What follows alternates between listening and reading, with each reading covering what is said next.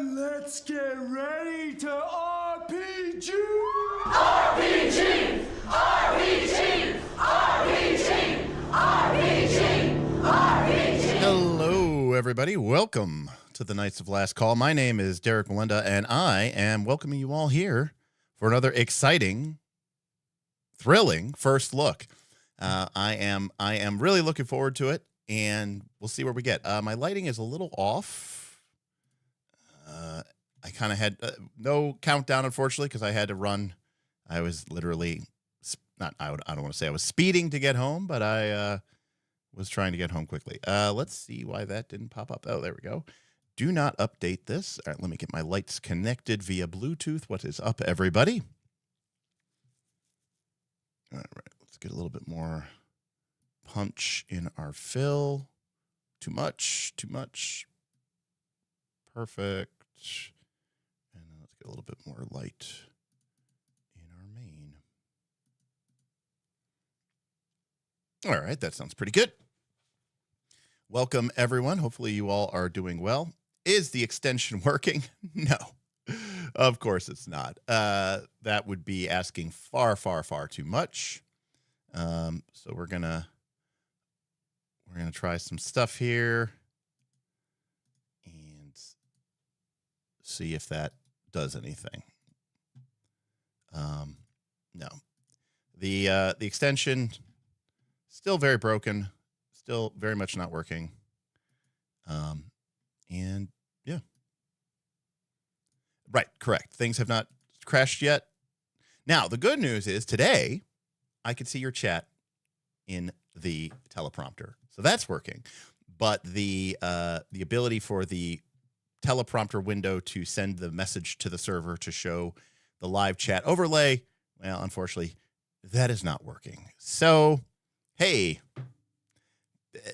half of it's working. It does really seem to be completely random, and you know what? Technology is shit. I guess you get what you pay for, and I paid nothing. So the moral of the story is I need to pay someone, a developer, to develop this extension for me and then put them on an SLA and basically say, if it doesn't work at stream time, you know, you owe me, I don't know. I actually don't know how SLAs work because I've never actually really had to have one. But basically it's like, if it doesn't work, you owe me $1,000 or something.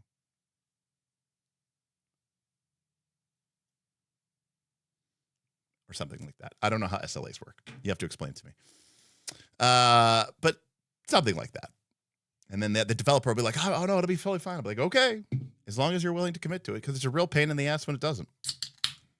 So anyways, welcome, everybody. Let's see. It is early for a monster. Listen, I've been running around all day. It's been a hard day's night. Again, I wish I could grab your guys' chats. It'd be really cool, but no option for me there. Let's see if this is working. Let's see if the poll works. All right. Let's do a poll real quick. See if this works. Let's reset the poll. How do you feel about Mechs?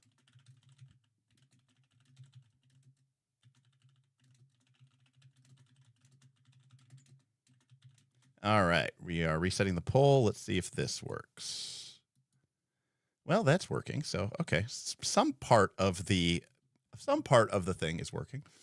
All right, so what do we feel about Mechs? Obviously, there is a universal truth, which is that in role-playing games. Now, this is just a generic question, like about Mechs. It's not really specific to TTRPGs, but there is a universal truth, which is that anything that is not fantasy does mostly terrible. You assume that, Ludo, but I mean, a lot of people show up for first looks that have absolutely no interest or whatever in our stuff. So they just show up because it's a first look. Look at Apex. We sent them a first look for Broken Compass, and now they have a backlog of 15 videos at 4 hours apiece, and we're probably going to do 2 or 3 or 4 more first looks before I leave for PAX. They show up for the rant. Yes, Mark, I appreciate that. Yes, once again, I am doing a very unpopular stream. Hey, it is what we are. By the way, if you want to support this very unpopular stream, we do have a super chat for our first look fund. We're going to be doing a bunch of first looks here, so I have to buy them. And then there's a tip to support Mech Week. So it's always for the rants. I appreciate it. Interesting. Man, I wish I knew how this would work. Maybe I need to contact the developer and be like, what is going wrong? Why doesn't this work the way it used to? What did you do? All right, well, long story short, everybody loves Mechs, so fantastic. Now, this is going to be an interesting topic because I myself have somewhat of a bias here. So I love the Mech Warrior games. I grew up playing Mech Warrior 2, Mech Warrior 3 on my 486 DX, I think it was probably my first computer that I ran Mech Warrior 2 on. I never played Mech Warrior 1. I'm kind of getting to that, Chisari. So I really loved Mech Warrior 2. In fact, I played that game so many times. I could probably quote the intro, right? HQ to any available units. We have Mechs down at Nav Gamma. Bravo Cadet reports 4 summoners on site. Bandits are hostile. Repeat, bandits are hostile. HQ, this is Alpha Assault. I'm on my way, bearing 025 ETA 34 seconds. Alpha Assault, this is Bravo Cadet. I've got bandits all over me. Get down here. Sit tight, Bravo 3. I've got visual. Arm and hip actuators out. Targeting systems damaged. I'm in bad shape. Enemy detected. Reading, 2 of them. Beyond the rise. Roger. I've got one. Targeting. He's got a lock on me. He's got a lock on me. Anyways, that's the intro to Mech Warrior 2. Needless to say, I've seen that a lot. Loved it. So, and in theory, what they awoke in the darkness of Khazad. I love. Shadow. I guess we need to change that. Onyx tip $25. MECH Mech mechanical arm emoji. I guess we got to get rid of the Moria thing here, since we have crushed those goals. Thank you, Onyx, for that. Mech, mechanical arm mech. And thank you, Dr. D-Hart. Love the first looks chipping in. You know that, Dr. D-Hart. We appreciate it. So I love Mechs. I love the concept. I love Mech Warrior 2. Actually, I thought Mech Warrior 3 was a better game. But in theory, I like BattleTech. I never got into it. My buddy George did. I had bought some BattleTech books. I had bought some BattleTech minis. It was just a little bit too slow paced for me. And, you know, I understand that people play it like with Mega Mech and stuff like that to speed it up and everything like that. But like resolving all the individual hits from like a, you know, a missile launcher or whatever seemed a bit much. But in theory, it seemed like a really, really fun, cool game. And I love the idea of a campaign play. I think part of my problem with never really getting into Battletech is I never saw a way for me to play in like an ongoing campaign where I think that would have been way more interesting. To be also too, obviously you saw from the previous streams, you know, if it's good lore, I can really get into it. I understand there's a very deep lore for Battletech. You know, as much as I love the Mech Warrior games, I don't know that I absolutely loved the lore of Battletech. I know some people love it. There's novels and everything like that. And, you know, and even my, I believe, I could be wrong, but my, you know, I believe Battletech started with FASA, I should say. I think it's owned by Catalyst Games now, which, I mean, FASA dropped a lot of IP to Catalyst, right? They dropped Shadowrun. They dropped, I mean, FASA went out of business, obviously.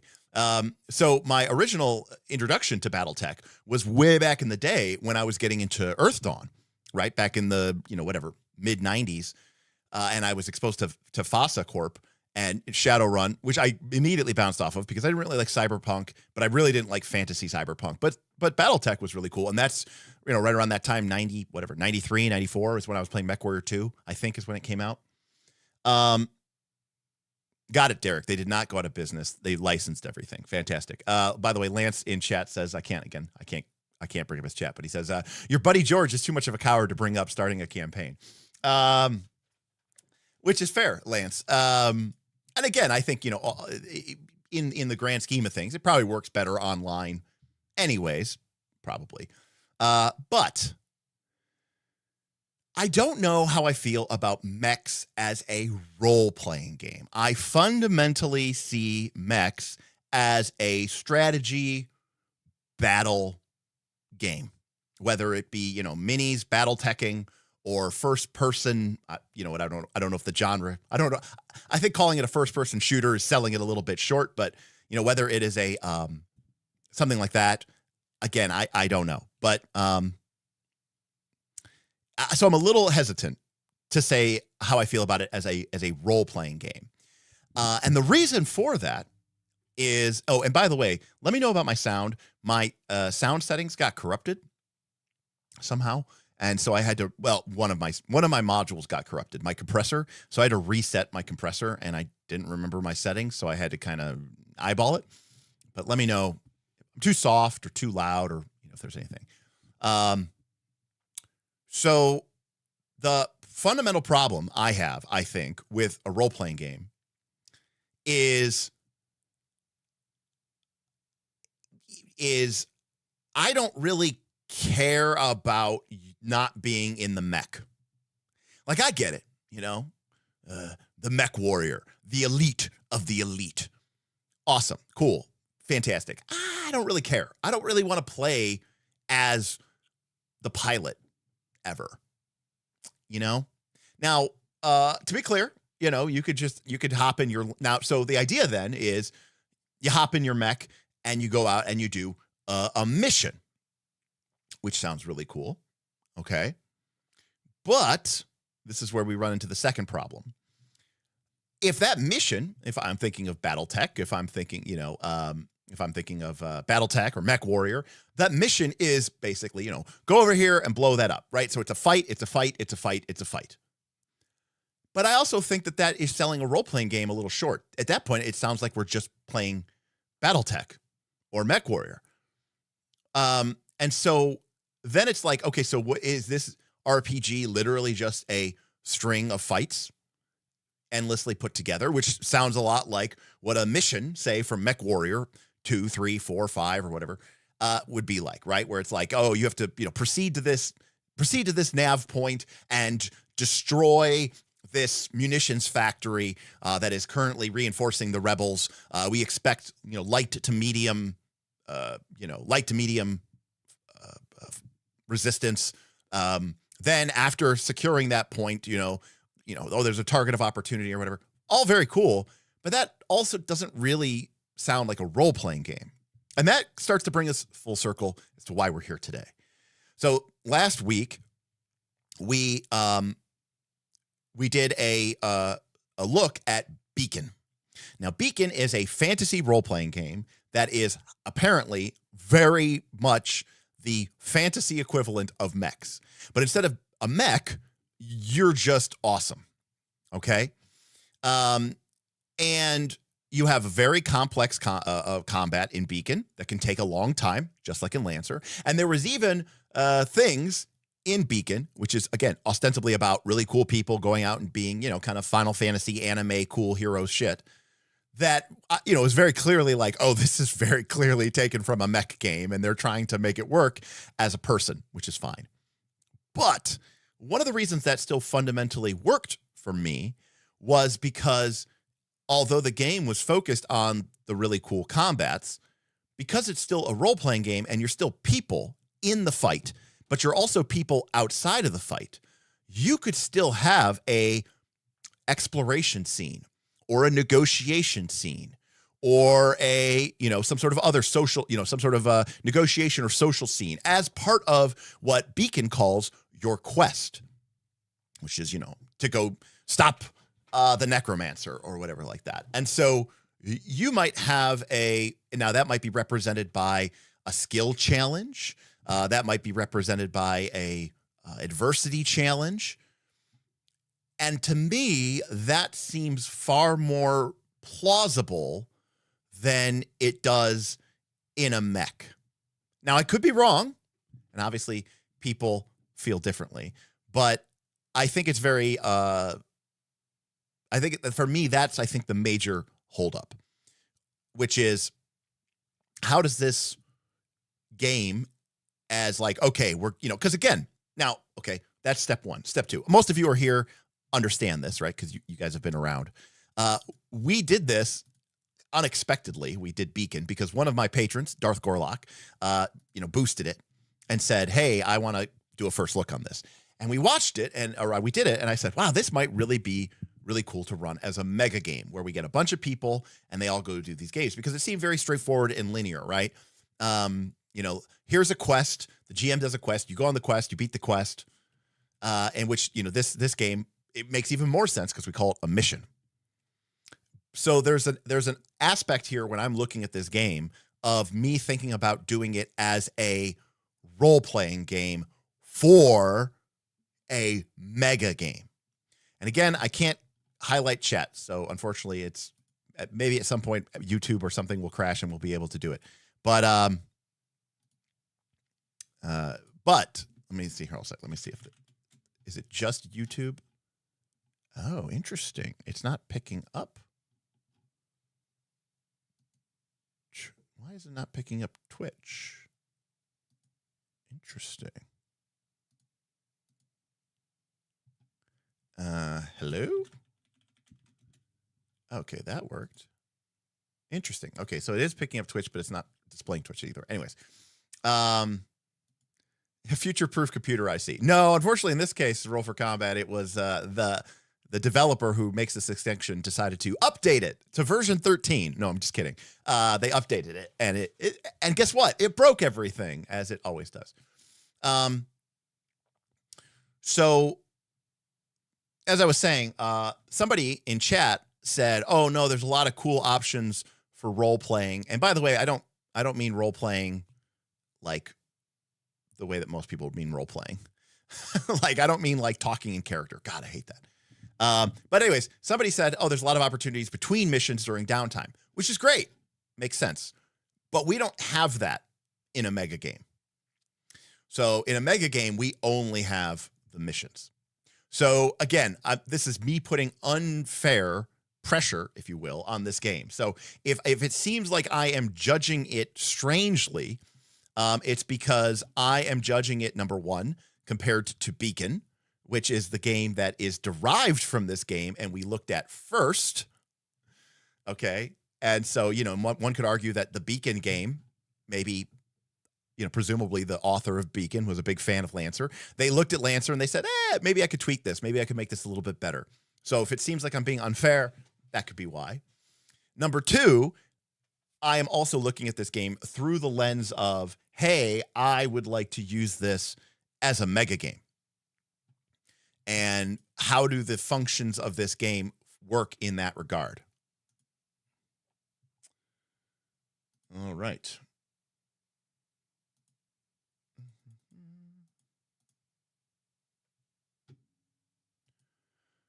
Okay, access requested.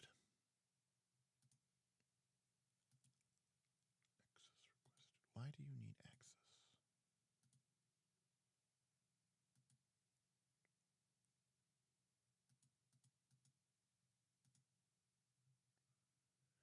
access? So for sure.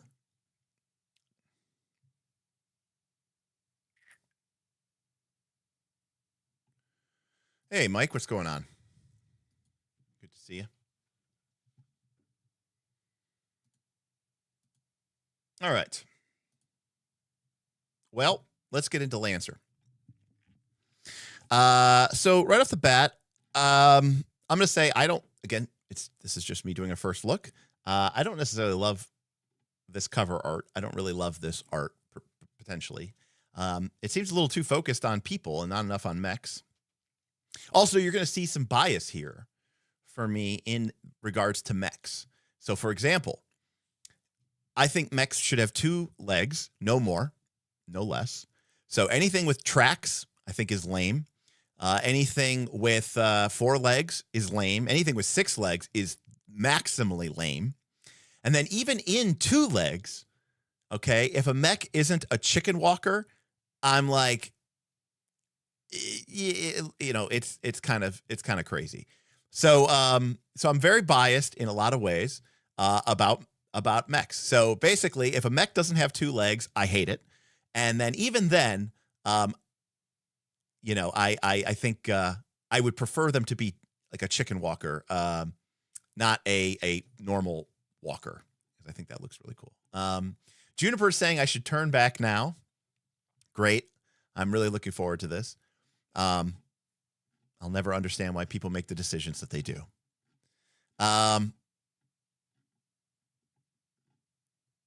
So there are no chicken walkers in Lancer, if memory serves. Okay.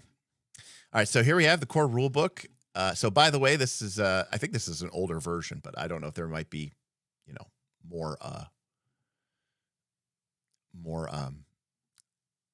updated versions of this. But here we have. Now this is the basically the free version. I think it doesn't have the GM stuff, which is fine because we're not going to have a chance to get into any of that today. Now the good news is hopefully that because this is essentially Beacon 1.0, or you know, Beacon being Lancer 2.0, is, you know, is we can use that to our advantage and sort of use that. All right. So here we have sorry, I clicked on something and it was hyperlinked. Session. We have information about playing Lancer. Then we have building pilots and mechs. Then we have missions, uptime and downtime. And then we have a lengthy section on mech-based combat. And then there is a massive section of compendium where we have gear, licenses, and what I assume to be mech bodies, from the Blackbeard to the Drake to the Black Witch to the Metal Mark. Now, already off the bat, looking at these, I prefer the names of BattleTech mechs. But that's neither here nor there. So we have a little bit of an intro here from the authors talking about, you know, hey, this is a pretty nasty setting, I guess. But hey, we're not racist, even though we're cis and white. Yeah. Okay. All right. Now, see, this piece of artwork I actually like more. I know it's kind of in the same style, but this looks way cooler to me than the cover art. All right. Getting started. All right. We are Lancers. We are awesome mech people. And the galaxy's on fire. And, you know, blah, blah, blah. All right. Your character in the world of Lancer is a mechanized cavalry pilot of particular note, a Lancer. All right, cool. Here we go. We are larger than life, a pilot. What we need, D20s and D6s. Okay, just like Beacon. 3 to 6 players. And I've heard good things about this CompCom, which is like their version of Path Builder. This game makes use of grid-based tactical combat, so it can be happy to be squares or hexagons. Miniatures aren't necessary, but could make it easier. I would imagine you need miniatures to play this game. I can't imagine not doing this. Finally, we recommend that all players download our app, CompCon. Straight up. Captain Cosmo pointing out that you can import your CompCon stuff directly into Foundry as well. Very cool. All right.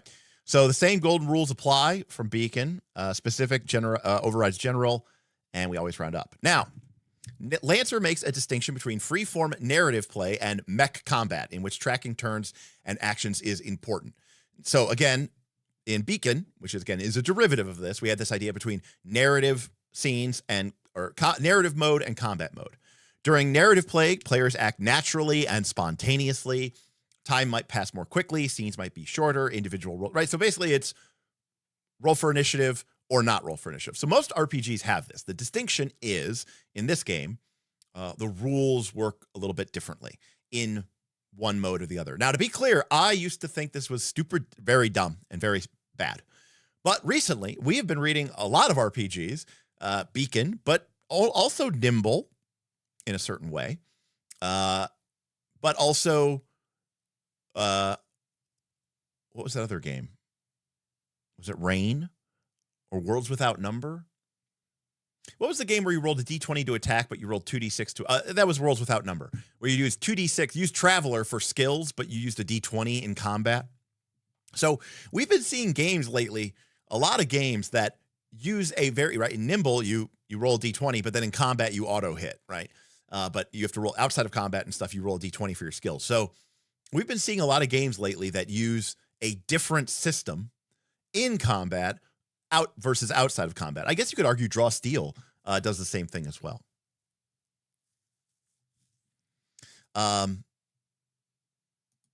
But in mech combat, players act on your turn and restricted in what they can do. And, you have turns. The reason there are two types of play is that they represent different approaches to storytelling in role-playing games. One, narrative play, is focused on the story and characters with a rules-light approach to conflict resolution. The other, mech combat, relies more on rules and tactics like a board game. And so basically, we have two completely different modes. And as I've said during the Beacon stream, it's funny because a lot of people I know have already do this, where a game like Pathfinder 2 says, here are the rules, and there are distinct rules for combat, there are distinct rules for outside of combat, there's feats, there's skill feats, all these things that are rules. How many people can you do you have group impression? Okay, well, when you make an impression, you can only impress one person at a time, right? That is a rule in Pathfinder 2. But what we have discovered, I'm sure you know this, is that most people, really take that the rules are just a suggestion, which I think is kind of a bullshit concept anyways. Why have the rules if you're just going to ignore them? But most people play fast and loose with the rules. Until we roll for initiative. Because once we roll for initiative, most GMs start going, no, none of that bullshit flies anymore, right? We're in combat now. The rules are the rules. You need to have a feat to do that. You need, they really tighten down the screws. So what we basically have is outside of combat, we have a fiction first type approach, right? Where we are more interested in flowing with what makes sense in the fiction, potentially even what makes sense in the narrative. Remember, the fiction and the narrative are not the same thing. So you could argue that outside of combat, the game is you could either say it's very narrativist, if you really want to go with what feels right to make a cool story, or you could say it's very simulationist, if you say, well, what makes sense, we should go with that, right? What makes sense in real life. But then inside of combat, it becomes very gamist to the point where the game says it plays out like a board game. And that might sound heretical, but again, I think that's the way most people play their combats anyways. So yeah, maybe. Self-confessed cynic says, I feel like I've started getting used to split systems, but I have to remind myself how weird it feels when I'm unused to it. I make that make sense. All right, so there are 3 types of rolls. We have skill checks, attacks, and saves. Now, again, one of the things I'm going to be doing in this thing is comparing ways that they do things in Lancer to the way that Beacon chose to do them. Beacon is not literally just Lancer in fantasy. They did make changes to the game.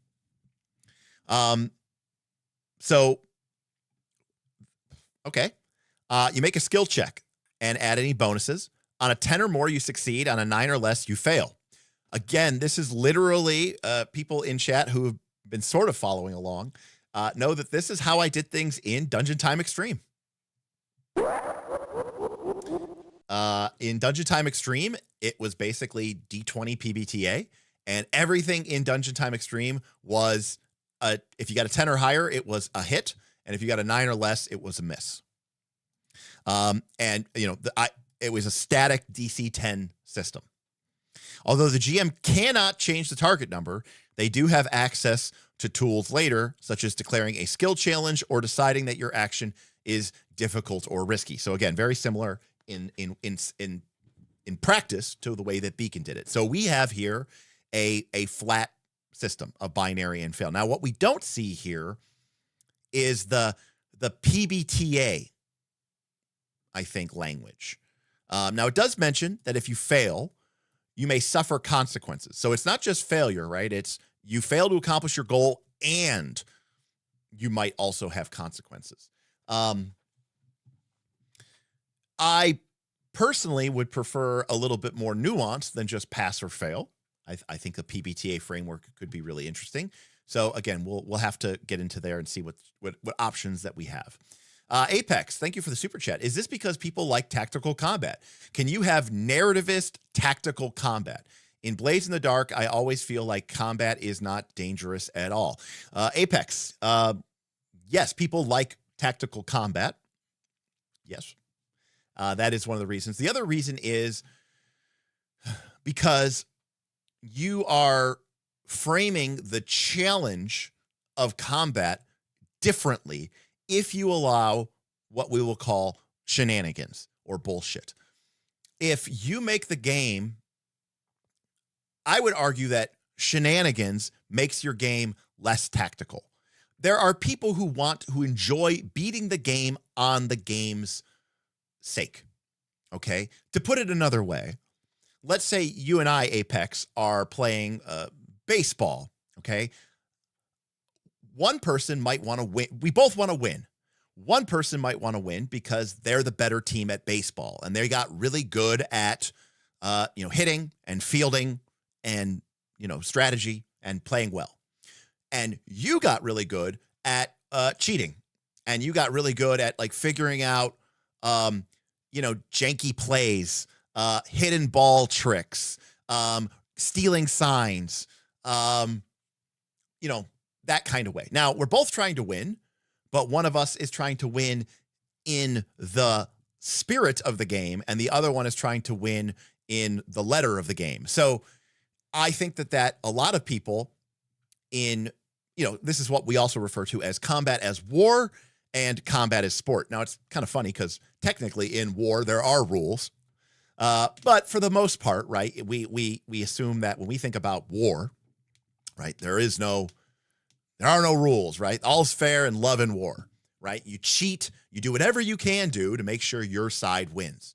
And you don't want a balanced battle. You want the most one-sided, complete, steamrolling victory that you could possibly have. No soldier on the ground wants to have a really tough fight because it'll be a lot of fun. Whereas in a game, which a role-playing game is, I know people have problems with that, but it is a game. Some people go, I want to play the game. I want to, engage with the mechanics and do the thing and engage that way. So, if there's a really cool combat that, you know, there's a really cool boss monster. You know, the GM has made a really neat dragon. And some people want to fight that dragon using their character, using their feats, using the rules, right? And hoping that their style of play, their choices they made during character creation or a level up, that the choices they make from round to round, that their teamwork will carry the day and they will win. Other people would go, what we should do is throw a bag of holding inside of a portable hole, and we'll use Mage Hand and a telekinesis spell. And then what we can do is we'll teleport the portable hole in under the dragon, and then we can telekinesis the bag of holding, and then we'll throw it through the portable hole at the last second, and then we can use a wall of force to protect the treasure hoard. And that way, the dragon should be instantly killed, or at least gated to another dimension, and the treasure hoard will be safe, and we can steal all the loot that way. And if everything goes according to plan, we won't even have to enter into initiative.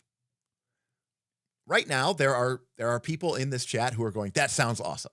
And then there are people in this chat who are going, that sounds lame as shit. And the truth of the matter is, most of the time, what I just described is awesome.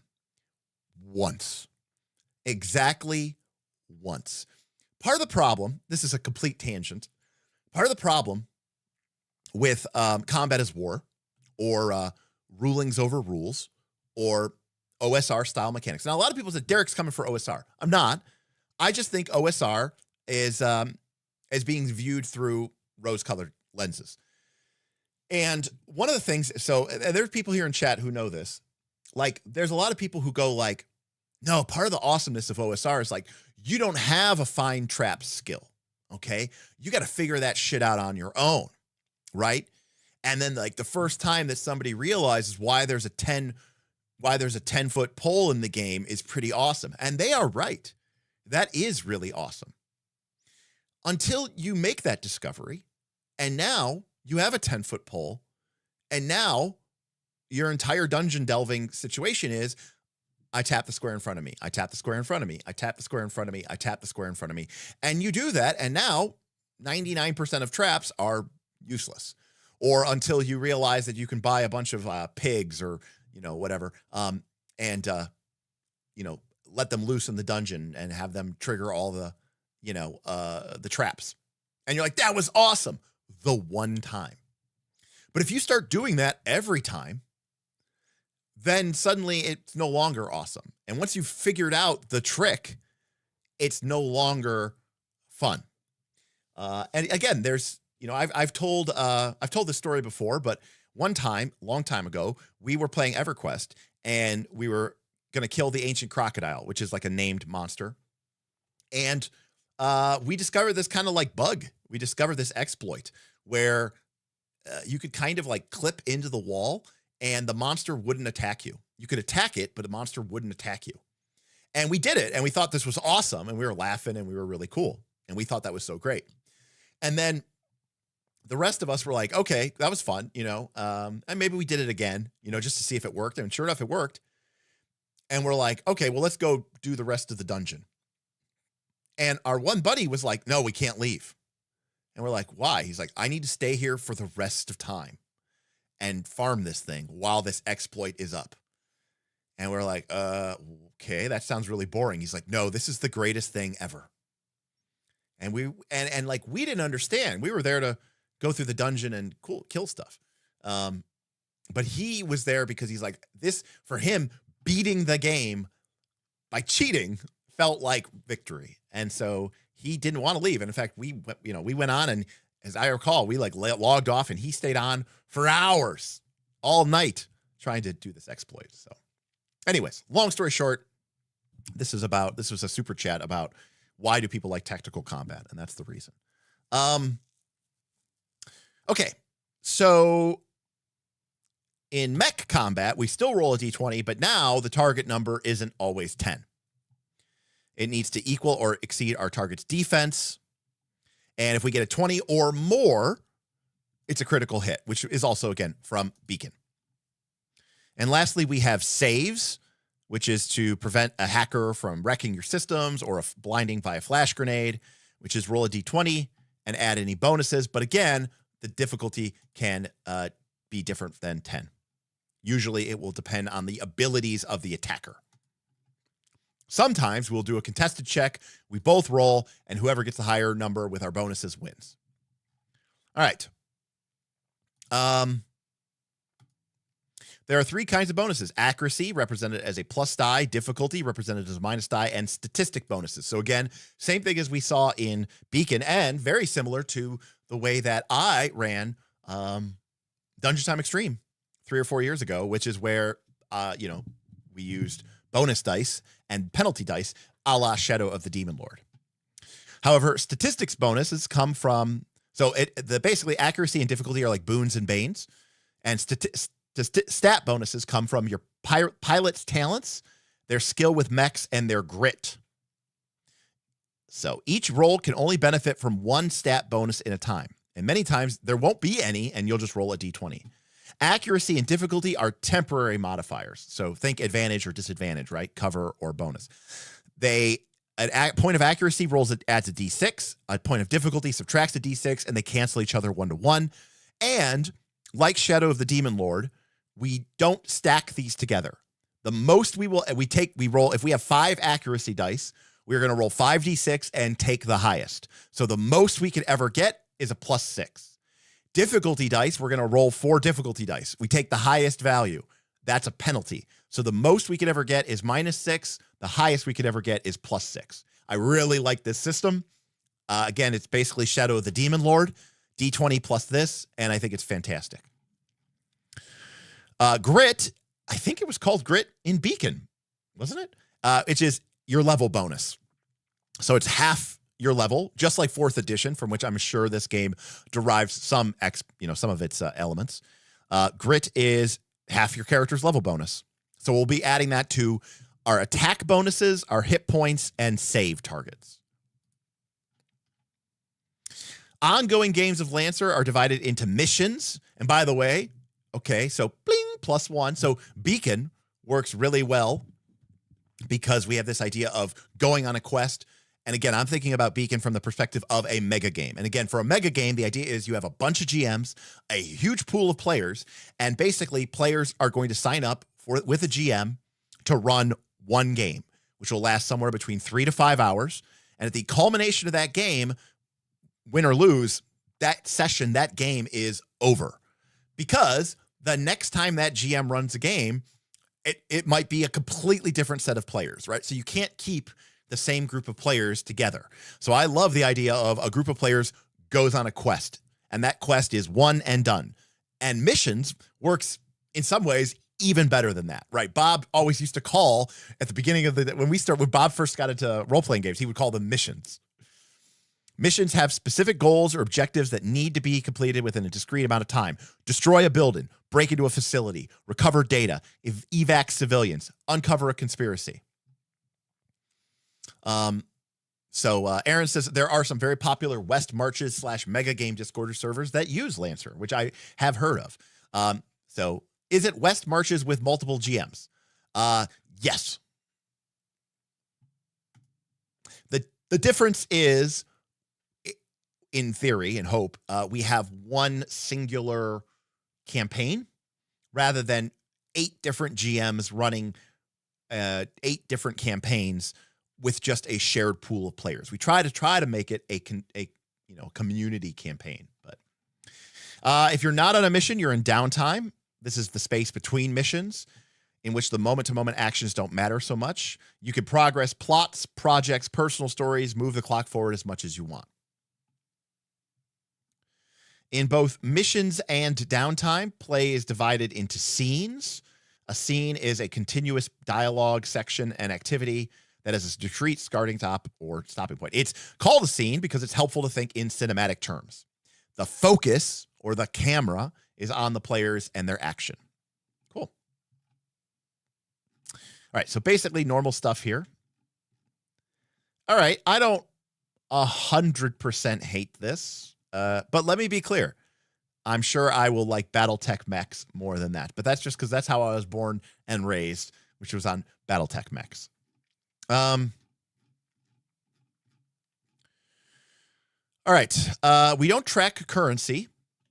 Our access to mechs, gears, upgrades, talents is represented by licenses. Licenses, so it's like our level. Okay. This access valuable information, resources, and authority required to get better gear. Your pilot progresses by completing missions and gaining license levels. Applies to both you and your pilot and your mech. As you level up, you get access to better gear, right? It makes sense. Like you could also think of this as like if you were doing more of a military sci-fi, right? You could think of it as more of a rank, right? As you level up, you get better access to stuff. This allows you to improve your triggers, your mech skills, your grit, and let you choose talents to further customize your play style. A new pilot typically starts at license level 0, an inexperienced rookie, and then goes up to LL1 after their first mission, and then again after each subsequent mission to a maximum license level of 12. So there we go, 12 level games. All right, so this is very similar to Beacon. You get a background, you get 4 + 2 pilot triggers, 1 + 2 mech skill or 2 + 1 mech skills, 3 rank 1 talents, and a license for all general massive systems, GMS gears and weapons, and 1 mech frame, the GMS SP1 Everest. So it's, yeah, right, Mark Clore. It's actually 13, right? Because you go from 0 to 12. So technically it is 13. So what do we got here? So we have a background. Now, again, if we follow what Beacon taught us, backgrounds are basically used for when you're not in combat. I don't really know what triggers are. We'll have to take a look at those, but I'm assuming they are things that you can say, oh, I'm good at this, and I get a +2 bonus with this roll. Mech skills are probably your 4 stats that you use during combat, just like Beacon. Although calling something bulk now actually kind of makes sense. Rank 1 talents are our feats, right? Like our special kind of talents that we have. And then this is our mech. So when we level up, we can add +2 to an existing trigger or get a new trigger at +2. We increase one of our attributes by +1. Again, I'm assuming there's going to be 4 of them. Pulf says it's not called bulk. What? That's the time it makes the most sense.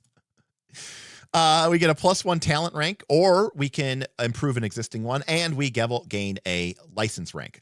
So, am I correct here that this game is designed for you to only do 12 missions, right? After 12 missions, the game is over. Now, one of the things that has been corrected to me, I assumed because of the example in Beacon that a mission was synonymous with a session, because in Beacon they made it seem like a quest was, they gave an example of like 1 fight, a couple of narrative scenes, and that was it. What I did not realize is that quests in Lancer, or quests in Beacon and missions in Lancer, can potentially involve multiple combats. And we were discussing the balance issues that arise because of this. Because again, multiple combats in Lancer or Beacon is not something we can do in a single session because of their length and their complexity. But we also cannot have the same group of players going and doing the same mission over multiple sessions, because that's not how mega games work. So we're going to have to sort of figure out a way, if we implement Lancer as a mega game, to tweak that. Leveling also increases your grit, which again is half of your level, and rounded up. Got it. I like that you start at 0, so the 0 you have no grit. And once you get to level 1, because you're rounding up, you get a point of grit. That's cool.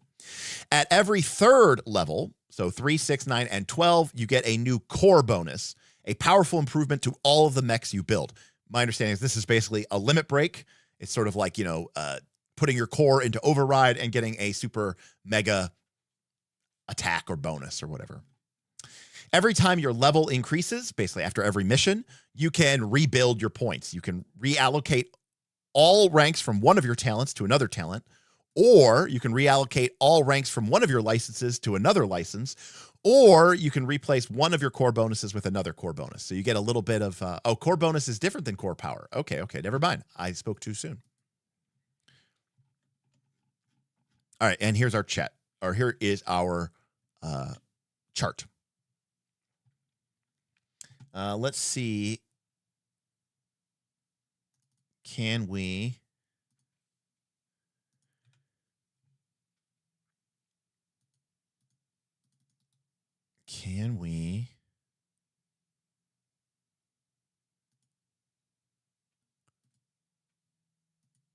get our, let's see if something crashed. Can we get access to this?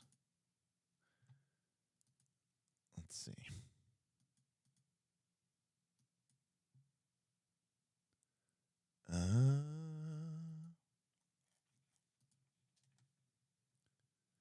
Let's see if we can get it. All right. Somebody say something. You guys will. Yeah, that's another thing, Onyx. You know, at least for the most part, fantasy, I think, is a little bit more easy to understand in some capacities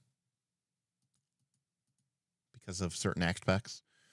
Alas, it did not work. All right, so unfortunately, it doesn't look like this is going to work today. So I need to talk to the developer, or I need to base. Hey, new tip goal: get Derek, and he'll pay somebody to develop this extension for him. Or if you are a Chrome extension, you know, or if you know how to write Chrome extensions and want to be able to do something, let me know.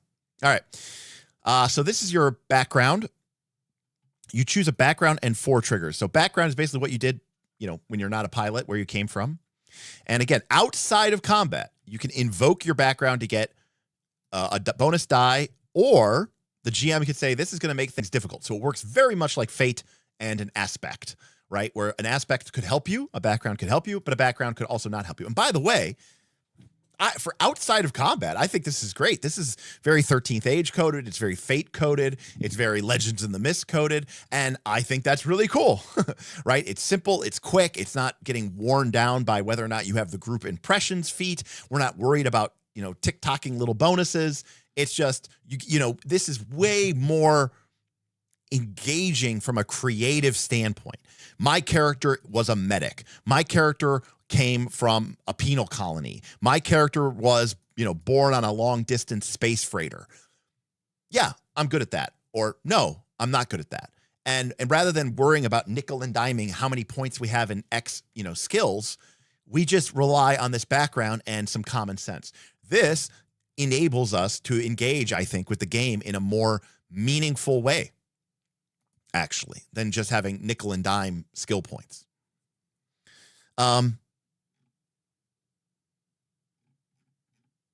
So again, and then they give some triggers here, which again, I'm not really quite sure what those are yet, but they have a lot of examples of, you know, what you were, who you were, some background questions, things that you can answer, you know, not really technically required, but all right. Triggers. As a central character in your story, your pilot will have moments when their background, training, and personality shine through. These are your pilot's triggers, short phrases that describe key decisions and actions, like apply fists to face or get somewhere fast. +2, +4, +6. When one of your character's triggers is relevant to a skill check, you get a bonus to that roll. For example, if you get angry and start wrecking face, you get a +2 bonus. You only get a bonus from one trigger at a time. This is only during personal abilities, experience, training, or background, not things in your mech. Right? If you're using actions that are in your mech, you have to use mech skills. Triggers are thus almost always used in narrative play, and they never apply to attack rolls, saves, or any rolls other than skill checks. And again, this is where I have a little bit of problem. Not with Lancer, but I could see when your character, like, so in Beacon, when your characters leave to go on a quest, I could see that there would be a lot of scenes and opportunities for scenes on that quest where we would be in narrative mode, right? And where your character is going to be essentially using their non-combat abilities. But if you're going on a mission and you hop into your mech, does that mean, from the context of the mega game, that none of these things will ever really come up? I mean, to use their example, apply fists to faces doesn't seem like it's going to get a lot of use if we're on a mission and we're in our mech. And obviously, you know, well, except they cannot. If you're in a mech, you don't get to use them. So that's one of my main concerns with Lancer. And I don't know if in the context of a 3 to 5 hour session, is there really an opportunity where characters are going to be in and out of their mechs within a single session. To give an example from Beacon, in Beacon, there was an example of a quest. Do I have Beacon up? Yeah. There was an example of a quest in Beacon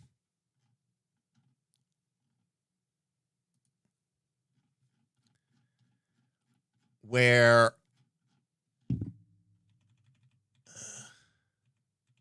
nope, I guess it's not there.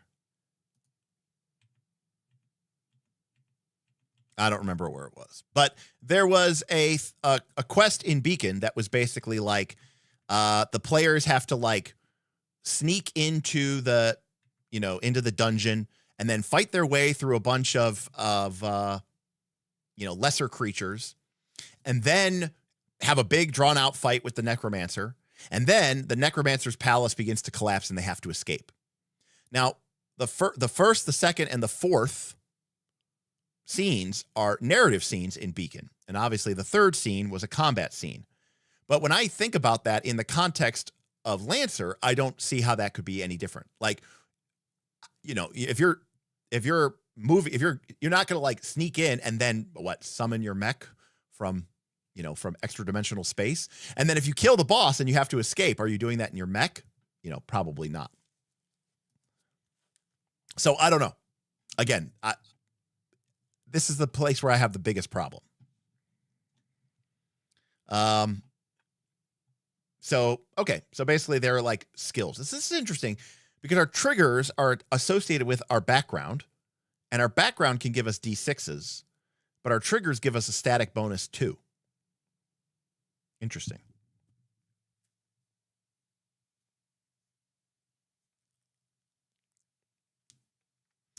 So Novarus, who I can't highlight their chat because this thing sucks, says, I love Lancer so much, but your concern is a valid one. We would basically have pilot sessions or mech sessions.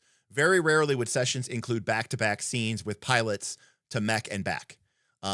Again, if we were playing a normal role-playing game, I could totally see a situation where our crew of Lancers, right, is in our jumpsuits, and maybe we're, in a facility and we got to be a little bit more discreet, and all this other stuff. And then, the next session we get back. Cause again, if we're not in our mechs and our mechs aren't nearby, then we're not getting into our mechs, right? I'm assuming they're not like stored in like an extra dimensional necklace around our, in like our dog tags or something like that, where we can't be like Mastodon, right? We can't summon a Megazord, I'm assuming. And so, I'm totally envisioning, and that's fine. I could totally imagine that. But that basically means, I think, from a session perspective or, whatever, you're basically in a mech or you're not. So I don't know. Again, I'm a little, and we talked about in Beacon that you could totally have a session which is only narrative modes. And I think that's really cool. But I see an example. I see a problem where, that's one of the things that we need to figure out. So, all right. So we have a bunch of examples of these triggers. Tyrannosaurus, saber-toothed tiger, pterodactyl. Mark Lore says players can 3D print their mechs in the middle of an enemy base. Really? You can 3D print a mech in the middle of an enemy base? What is 3D printing it? Interesting. Okay. By the way, by the BT dubs, I will say that this is an area where I like Lancer more than Beacon. Because in Beacon, when your character is in narrative mode and when your character is in combat mode, they are very much fundamentally the same person, right? If outside of combat, I'm this cool, like angelic beacon who was, born from the astral matrix, right? I'm like an electronic angel that was like, has a, scanned body, but I represent the divine touch, the artificial intelligence that is awoken, that is called the Omnissiah, that exists inside of the, whatever the crystal network or whatever. And then inside of combat, I'm the same exact character. Now, in Beacon, those two things have totally different rules.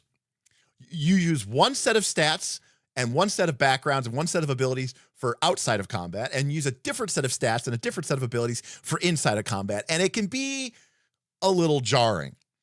At least in Lancer, that shit makes a lot more sense. Because the idea is, most of the time, or even the game, I believe, said the vast majority of the time, the not combat scenes are you as pilot. And it's like, hey, my background, I'm good with my hands, or I'm really good at fist fighting, or, I've got a silver tongue. And that type of stuff really makes sense when it's the pilot that is doing stuff. When you go into a mech and you get a new set of abilities and suddenly you have these different stats, it makes a lot more sense because you're literally now in I don't know what the scale of mechs is here, but you're literally in a 10, 20 meter tall walking robot tank. And that is a lot more interesting to me. So, hey, Fooster, thank you for the super chat. Appreciate you. Fooster says, wow, this is so cool. Is this the first time you've covered Lancer? Fooster, it is. What is the best mech RPG game you have played or are interested in playing? Is it okay if I have two questions? You can. Well, Fooster, you missed a little bit. I don't know that I'm sold on mech RPGs. I've never played a mech RPG. Well, unless you count Xenogears or Xenosaga. But I love Xenogears. So can I say Xenogears? But I don't know how that's going to work at a tabletop role-playing game. But yes, Fooster, this is because last week we covered Beacon, which is a fantasy game that is derived from Lancer. And basically, Fooster, we're looking into whether or not we're going to run a Lancer mega game on our server, where we're going to try to get, 30, 40, 50 people together and kind of play a Lancer-esque game. And so, yeah, I don't know. I haven't been sold. But this is Mech Week, Fooster. So tomorrow, or within the next couple of days, we're going to be covering like Gundam Century G or something RPG, as well as Tenra Bansho Zero. So in theory, we are going to, we're gonna be covering a bunch of mech games here. So anyways, this makes a lot more sense that we have all of these things. Will we actually cover the BattleTech RPG rules? It depends. We'll see how support Mech Week, Jasari. We'll see how that tip goal does. I have limited amount of time, Jasari. I am leaving Tuesday morning or Tuesday afternoon to head to New York to meet up with Steven Glicker from Roll for Combat, and then we're going to get his booth stuff ready, and then we're going to drive down to Philly for PAX Unplugged.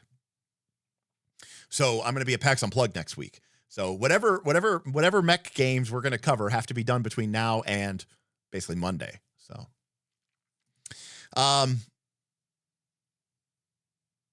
but also, I grew up watching, Mobile Suit Gundam, Voltron, Power Rangers. I mean, Voltron used to be my complete jam. I did like Gundam. I always wanted to get into Robotech, but I never did. But all right.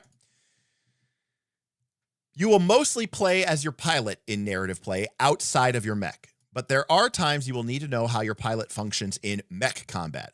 They might need to bail out of their mech during a fight, or you might need to want to track your pilot's HP if they get injured. Although pilots operate on a different scale to mechs, they have size, hit points, evasion, electronic defense. I love how E defense became, M defense, magic defense in Beacon. I like that. That's actually really, really cool. Speed and the likes. Pilots have the following statistics. Very small, makes sense, right? They're pilots. What I'm assuming is a relatively low amount of hit points. And yeah.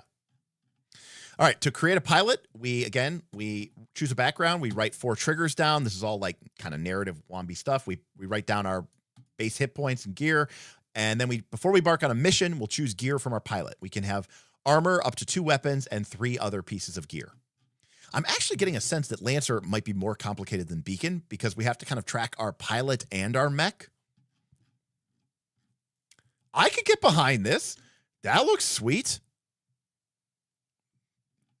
That's a nice mech.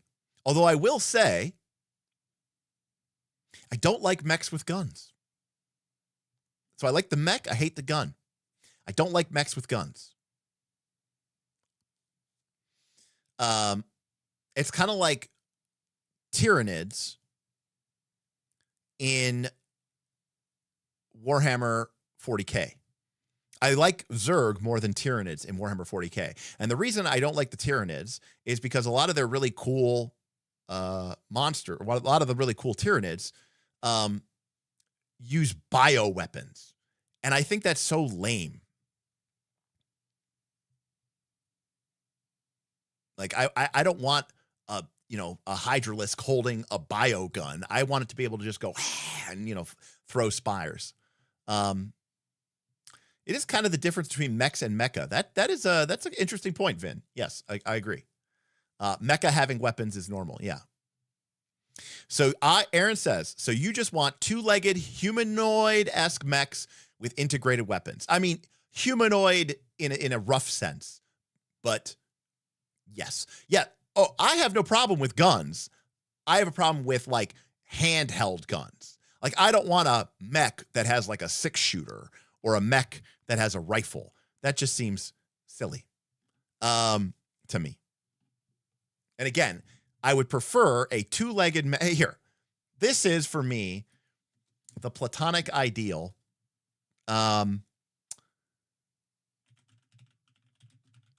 This is for me the platonic. I mean, am I basic as fuck? Yes, but for me, this is the platonic ideal of a mech.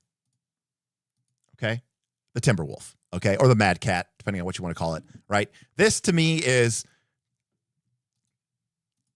This is what thank you. That was awesome. This is what a mech is and what a mech should be. Basically. Here we go.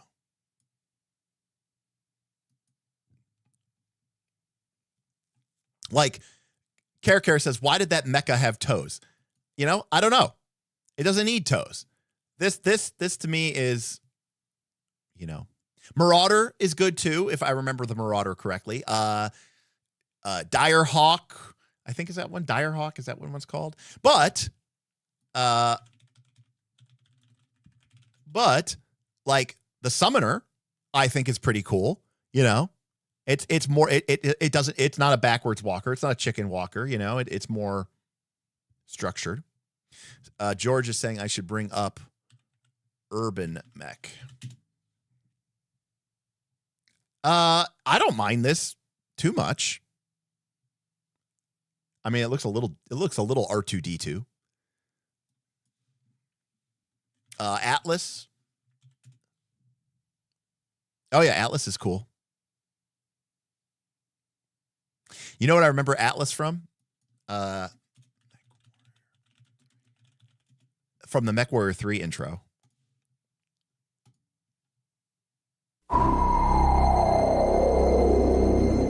It is the 31st century, and mankind is once again at war. The battlefields of the future are dominated by huge... Commander, we're almost there. Here we go. We'll handle the Mad Cat. Big Al, stand by to intercept. Moving to position. Here comes an Atlas. Interception successful.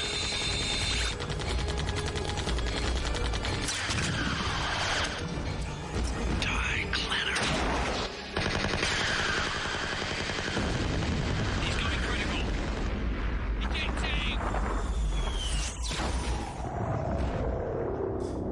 Anyways, so that is what everything needs to look like. And if it doesn't look like that, it's lame.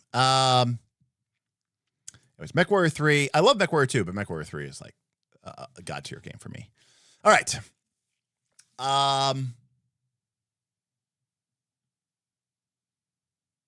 Let's see here.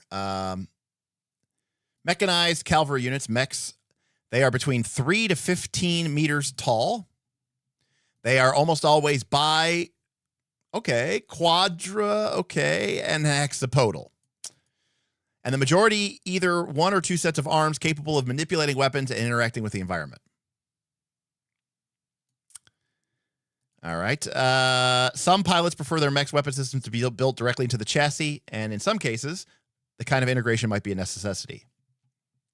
Most are controlled by a single pilot. Mechs are agile, quick, and responsive machines for their size. They can traverse most solid and vacuum environments, and they usually are augmented by maneuvering jets, but they are reliant on internal cold fusion generators for powers. Mechs power plants are heavily shielded, reliable, and basically inexhaustible, but if it's compromised, catastrophic.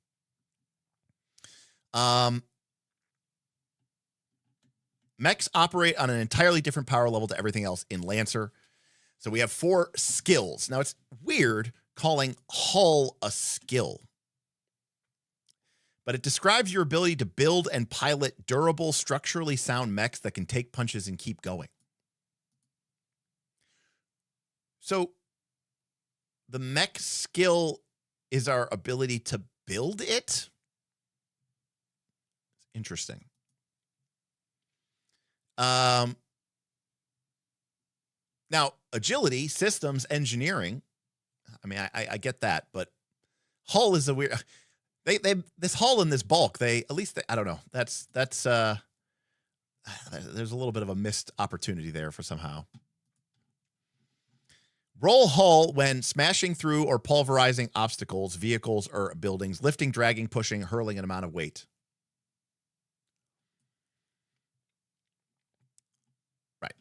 Agility, dexterity stuff. Systems, when you want to do electronic warfare. Engineering, when you push past your limits. Mech skills go from 0 to 6. So again, this is exactly like Beacon. Well, obviously. Instead of triggers, when you make skill checks that directly utilize your mech, you use your mech skills instead. So to put it clearly, if you have likes to fight with their fists or whatever, if you're not in your mech, you would use that skill. If you're inside of a mech, you would use your hull mech skill instead, because you're using your mech to punch somebody. So it's interesting that the skills are attached to the pilot, and that yet it calls it hull. Right? Isn't that a little strange? Because it makes sense. Like, hey, as a mech warrior or whatever, as a lancer, how good am I at managing my systems? How good am I at engineering? How good am I at, I guess to a certain extent, using the agility of my mech? But like hull is a weird skill to have as a pilot in my mind. Maybe I'm just missing something, but all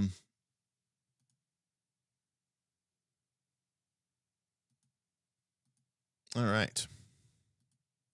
Mechs are modular. Each frame comes with a list of licensed restricted gear that once unlocked. So this is, again, right, Beacon.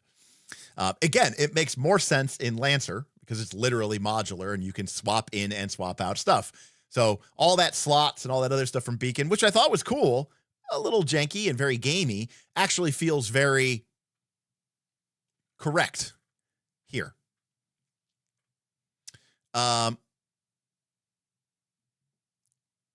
So your pilot gets access to better gear and better parts as you rank up. And again, all manufacturers have different licenses in ranks 1, 2, and 3. So your manufacturer is, right, we have hard points here. So that makes a lot more sense. Like, why can I carry more items as an alchemist than I can when I'm not an alchemist? Now, we hand-waved it because it was cool. But in Beacon, an alchemist can carry more items. Why? Like, do they suddenly have a bigger backpack? Can I wear that backpack? But if you're talking about your frame and the number of, like you said, hard points and the amount of modular systems that you can link into it, that makes a lot more sense. You never lose access to mechs or gear that you're licensed to use. Your pilot is assumed to always have access to it by one means or another, whether because of your influence, patronage, wealth, or rank. Accessing licensed equipment is made even more easy by advancements in 3D printing. In Lancer, it's possible to print entire mechs wholesale. Even if your mech is destroyed in battle, you can easily print a replacement during downtime. Now that is good from a game perspective. But I have to admit, it's a little disappointing because it makes mechs seem like kind of throwaway. And I don't know why, but that feels wrong. And I feel like that being a reality in this world makes mechs seem like a disposable, just like a commodity, you know? I don't know. That seems, this might be the number one thing I don't like, which is strange because it's obviously totally a requirement for the game to function. So I get that it's, you know. Mark Lore says the setting is post-scarcity, which is interesting, Mark Lore. Again, without getting into the setting details, if the setting is post-scarcity, why are there fights or why are there conflicts at all? If there's infinite resources. Derek says, I don't think about it. It's just a gamist conceit. Yeah. So, but yeah, I just don't, yeah. I don't really necessarily agree. Well, you say ideology, which is fine, but I'm saying war is kind of pointless if you can't destroy them materially. You know what I mean? Like, if your enemy has infinite access to resources, how do you ever beat them? Like, hey, we went on a mission to destroy their blank. Cool, we did it. It's like an NPC in a MMO. You're like, yeah, but it was back the next day.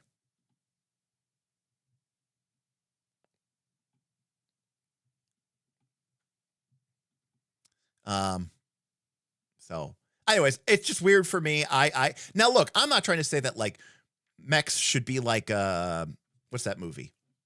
Gypsy Danger, right? Like Pacific Rim, where it's like, there are 7 mechs and they all have names, you know, or maybe it's not like a dreadnought from Warhammer 40K where it's like, this is, you know, it has a name and it's been a part of our, it's been part of our chapter for millennia, since the dark ages of time, and for centuries this dreadnought has been fighting with us.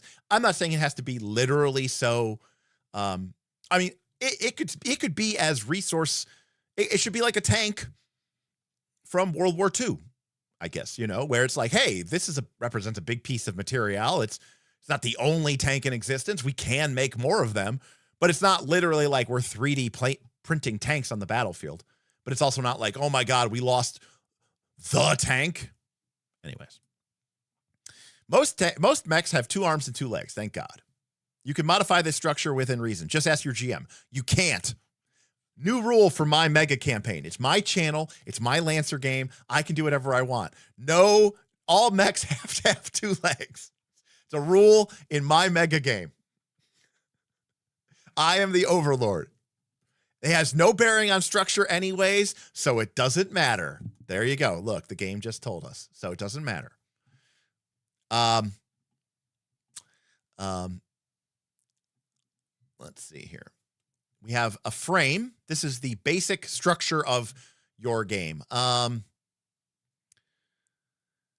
mech's frame determines its appearance, size, and function, such as a heavy siege engine to an agile flyer or a cloaking mech that does electric. So this is our role. This is our class. These effects are chosen by a frame's traits. Those are like the job, right? I guess in that perspective. I wonder how this handles that. Think about choosing a frame as more or less choosing the mech that you're going to pilot. But remember that you're not limited to just one frame. You can acquire new ones by unlocking licenses. In game terms, a frame decides your base stats. Each frame also comes with a unique core system, a powerful special ability that can typically be used once per mission. I thought core system, I said it was like your limit break, and someone said it wasn't the case. Size is an abstract concept, but basically bigger number is bigger. Armor is DR. It never goes above 4, just like Beacon. Mounts. They can carry a limited number of weapons depending on your frame. So this is kind of like, core bonus is different than core system. Got it. Interesting. Good. Core system and core bonus are not the same thing, and they're totally different, but they both use the term core, which is a little strange. Pulf says they use core X too much. They mean different things. Yeah, that is, I'll give them a negative point on that. So our frame basically has basic abilities, just like class. But just like our class had in Beacon, right, we had memory and we had slots. And we could use those to equip other abilities and traits which we had unlocked. So in this case, we have mounts. So for example, we have main weapons, heavy weapons, auxiliary weapons, main mounts, heavy mounts, auxiliary mounts, flexible mounts, integrated mounts, and super heavy weapons. They aren't necessarily mounted to the chassis, although they should be. They can be slung in holsters. Oh, come on. A mech with a holster, that I hate. I guess I like mechs to be tanks, not to have them be like humanoid people. So I guess that's the difference. And I guess this is what Vin was talking about earlier, is like mechs versus mecha. Like I want a mech to be basically a walking tank. I don't want it to be, I want it to have a gun. I don't want the tank to like be holding a big gun.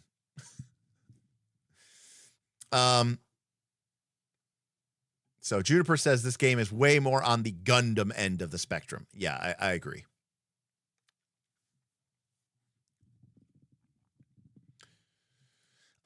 Which is fine. I just prefer. All right, so weapons come in auxiliary, main, heavy, or super heavy. And the types are melee, close quarter battle, like shotguns and pistols, rifles, launchers, cannons, and nexus. Damage is kinetic, explosive, or energy. Some weapons deal heat, which harms their internal systems, or burn, which is damage over time. So this is kind of like Discord damage from Beacon. System points. So here we go. So this must be like memory, where you could add in special techniques and spells. Mech frames also have a set number of system points. They can be spent to add extra systems to your mech, and some heavy weapons require both mounts and SP. That's sick. As your pilot's grit gets better, you get more systems that you can manage in your mech. Each frame comes with a core system. These powerful abilities are unique to each frame, and they can't be transferred to other mechs. So this is like the job where you get these core set of abilities.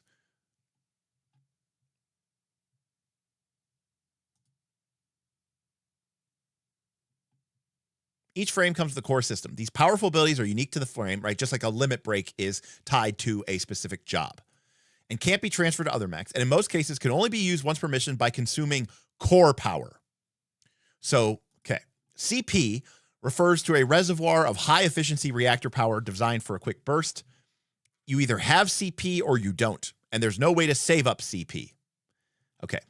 Is CP only used to activate your core system? Is that it? Is that the only thing it does?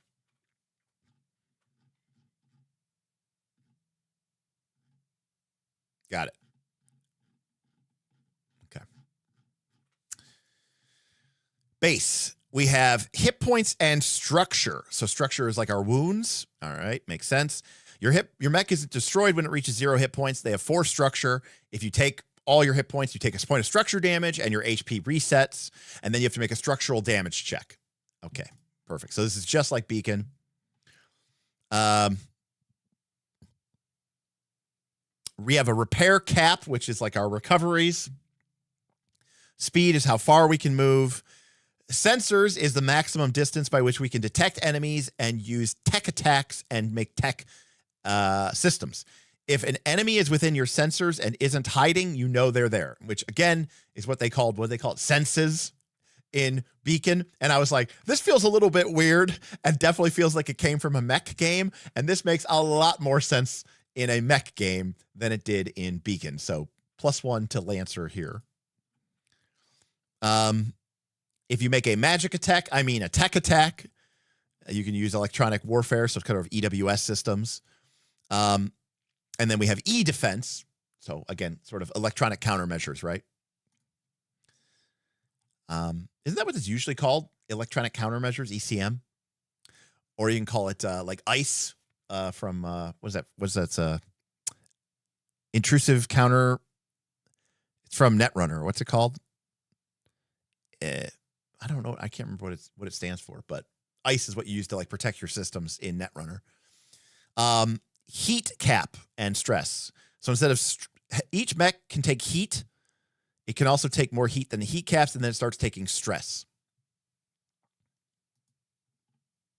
So instead of intrusion counter or something. Yeah, that sounds right.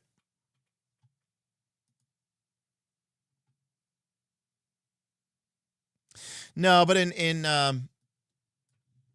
Netrunner, it was called ICE. Like there were barriers, code gates, sentries.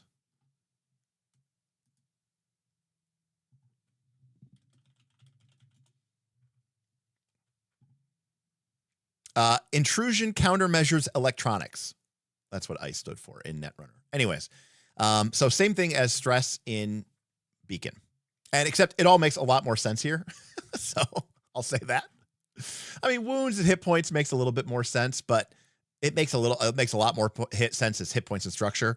And I love that they use stress for heat and heat management, which is cool. Obviously, we love managing heat. You know, who doesn't love a good management of heat? Throw those heat sinks into your legs and then go stand in water.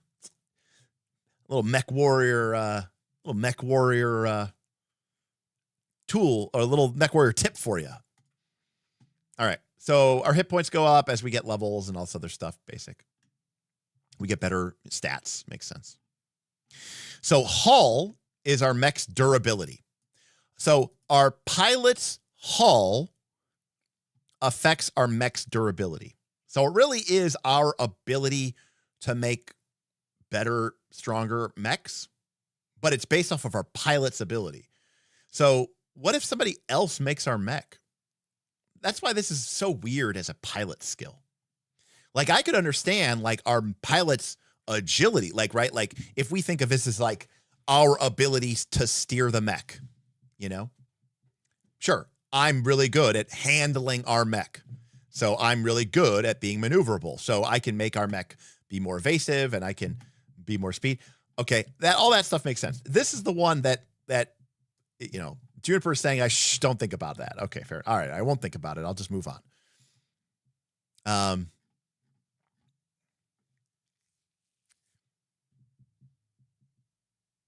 So here is, not to be confused with core systems or core power, but core bonus, which is unrelated to core power and unrelated to core systems. I'm going to give that a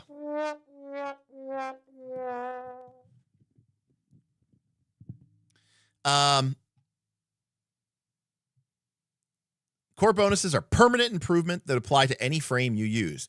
You cannot choose the same core bonus more than once, but as your pilot progresses, you'll be able to choose a range of different bonuses. Your pilot gets a new core bonus every 3 license levels. Interesting. Akemos, thank you for the super chat. Appreciate you. This is like learning about Florentine football first and only later discovering soccer. Yes, we're doing it backwards. We are doing it backwards. And in some cases, I think this makes a lot more sense. So I think it's actually kind of interesting because I kind of got to see what it looks like in fantasy and be like, oh, I saw where they improved some things, but I'm also like, it's a little bit of an awkward implementation. And it's like, oh, this works a lot better when we're talking about this. Talents are like talents from Beacon. They're basically special abilities for our pilots that we can rank up. And there's a big long list of them. What is the analog to core bonuses from Beacon? Is there one?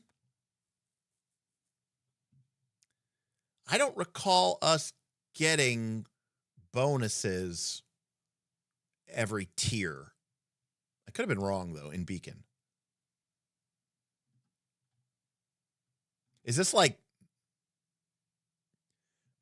a magic item? I'm trying to wonder if this has a Beacon equivalent. License bonus would have been very much nicer, Paul, for sure. All right. So to create a mech, we pick a frame that is available to us based on our licenses. The frame will give its mech our base stats. Then we add bonuses from our skills. The better our pilot's skills are, the more hit points, recoveries, evasion, speed, tech attack, E-defense, whatever that thing is, heat cap, and limited gear use. We add our grit to our attacks. Then we pick weapons and allocate them to our available mounts. Unless they have the unique tag, we can take multiple weapons or take the same weapon multiple times. Then we choose systems up to our system points. That's what SP is, system points. Then we write down our core bonuses. You only choose your first core bonus at license level 3. And then we write down our talents.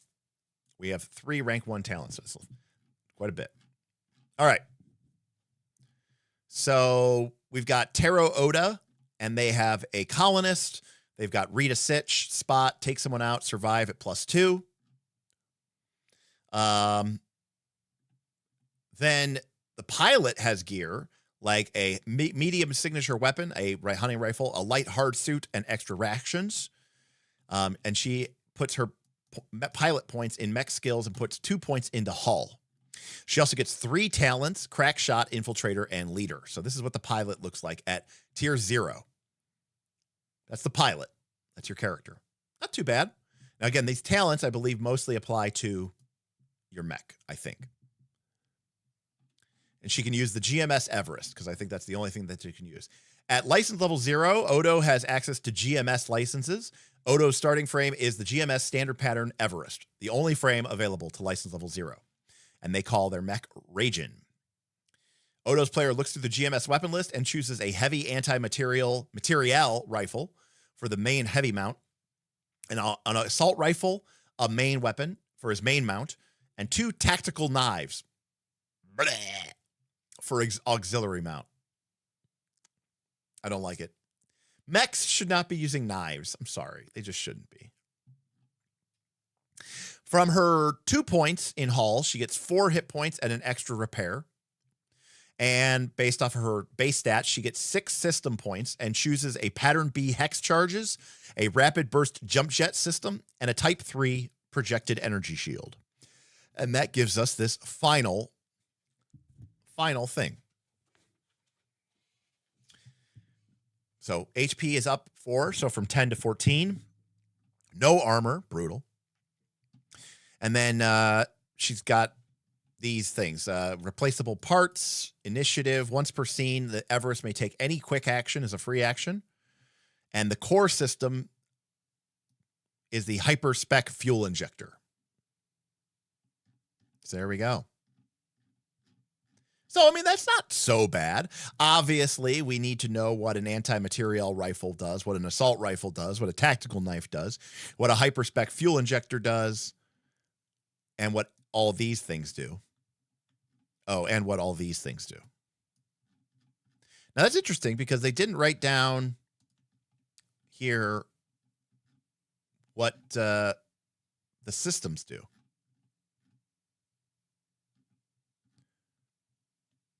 Which is interesting.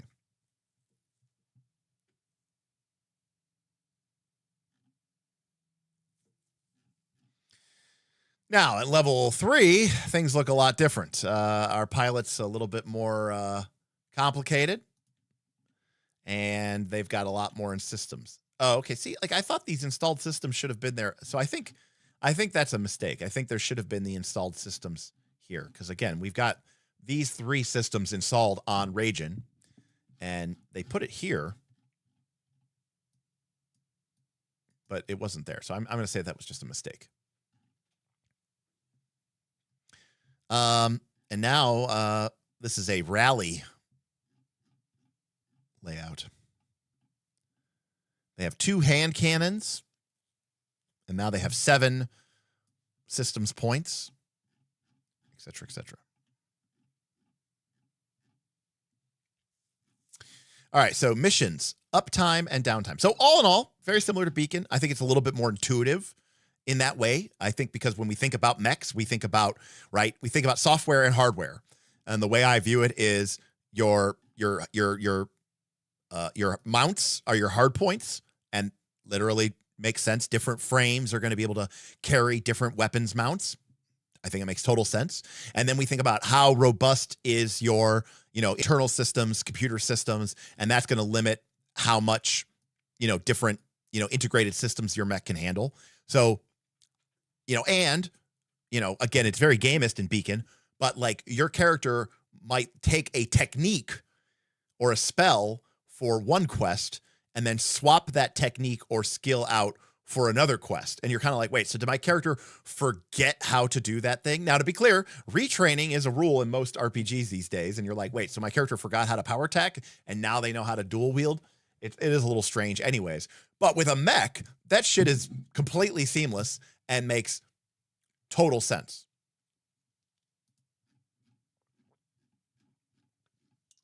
So while I liked the system in Beacon, I do.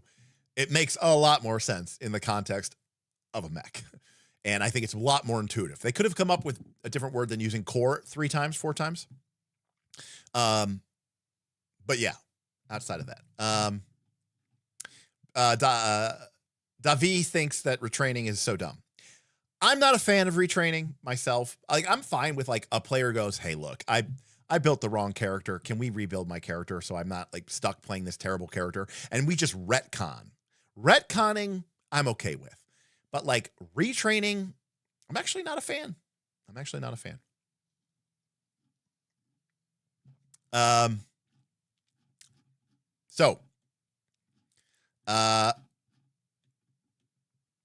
Runehammer, it's 2 columns, ride or die, buddy.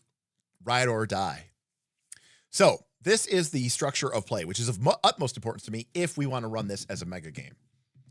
We have missions, sorties, actions, plans within plans. Mission has a clear goal and stakes. First, the mission briefing.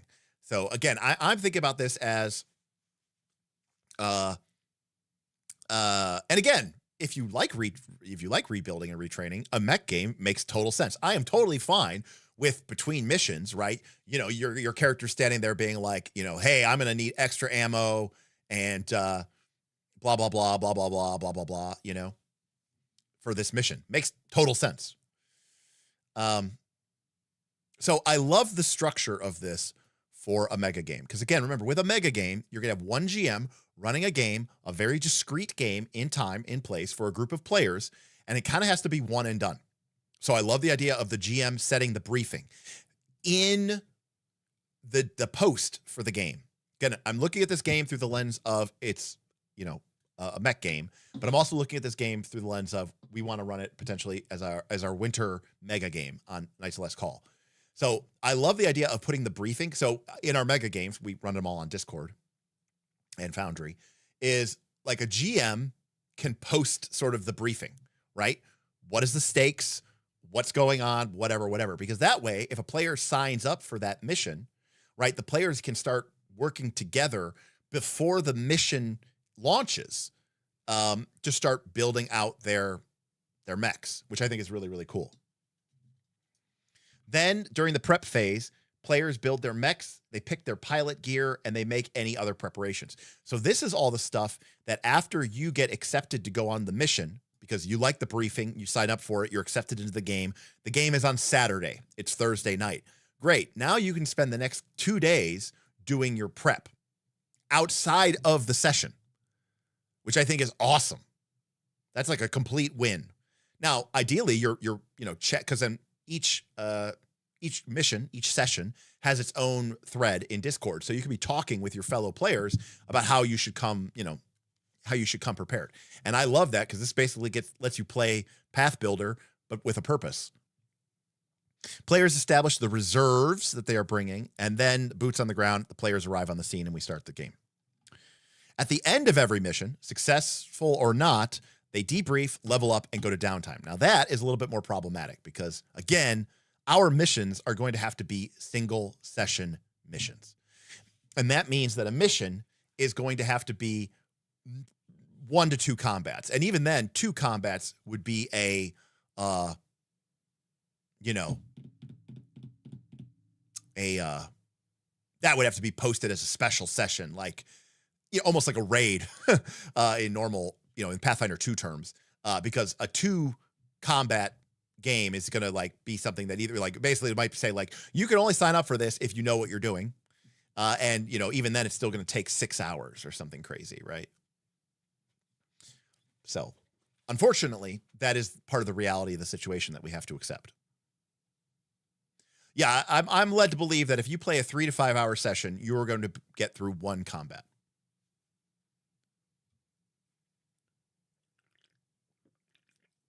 Oh, I know there's been some 8-hour NR games. That's true. If people know what they're doing.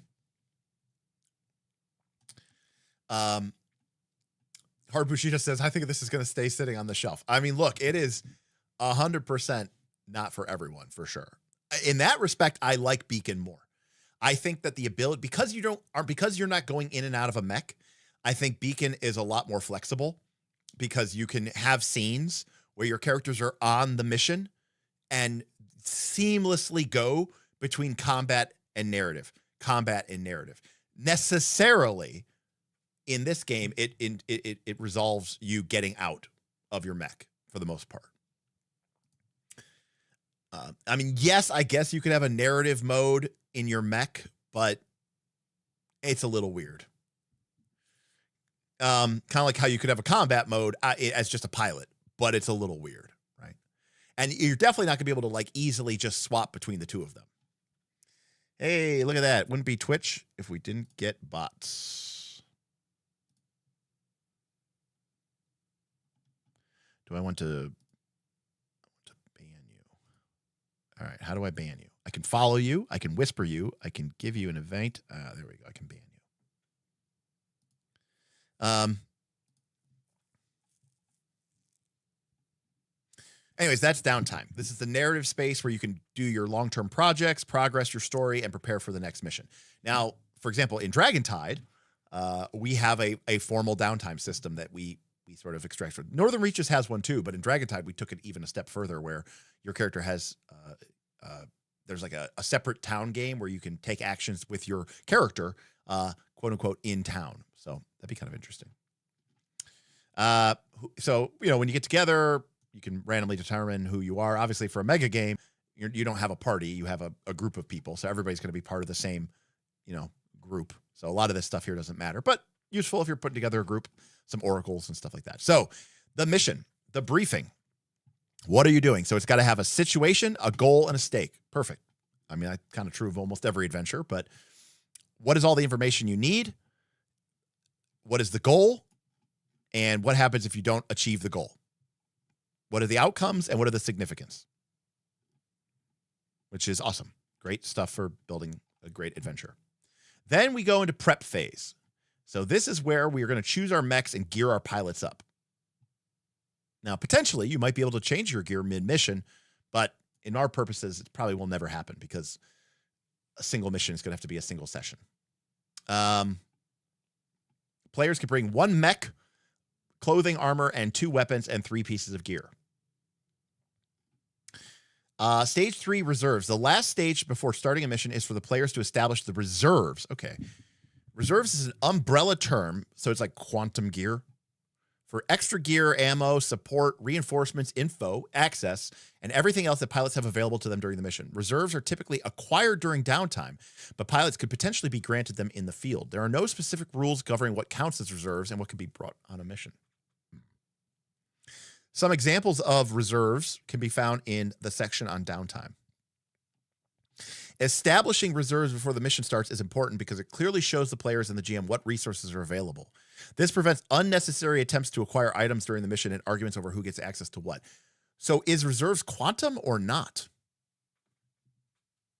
Or do we establish that before the session? Maybe I don't understand what reserves are.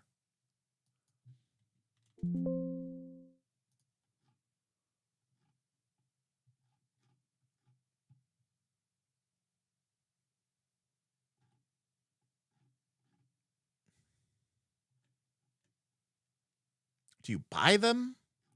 Do you pay for them? Yeah, I clearly don't understand reserves. All right. I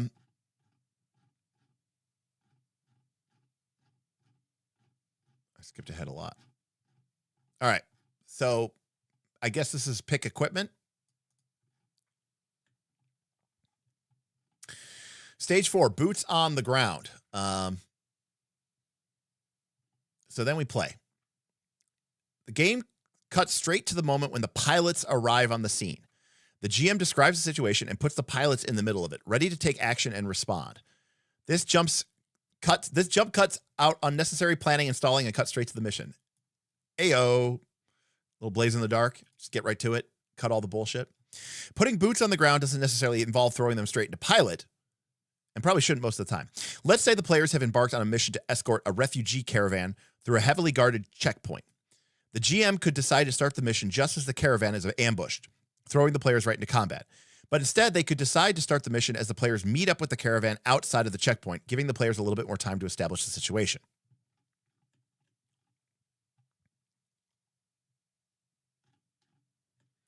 Once the mission ends, we do the debrief, where we level up, we talk about the mission.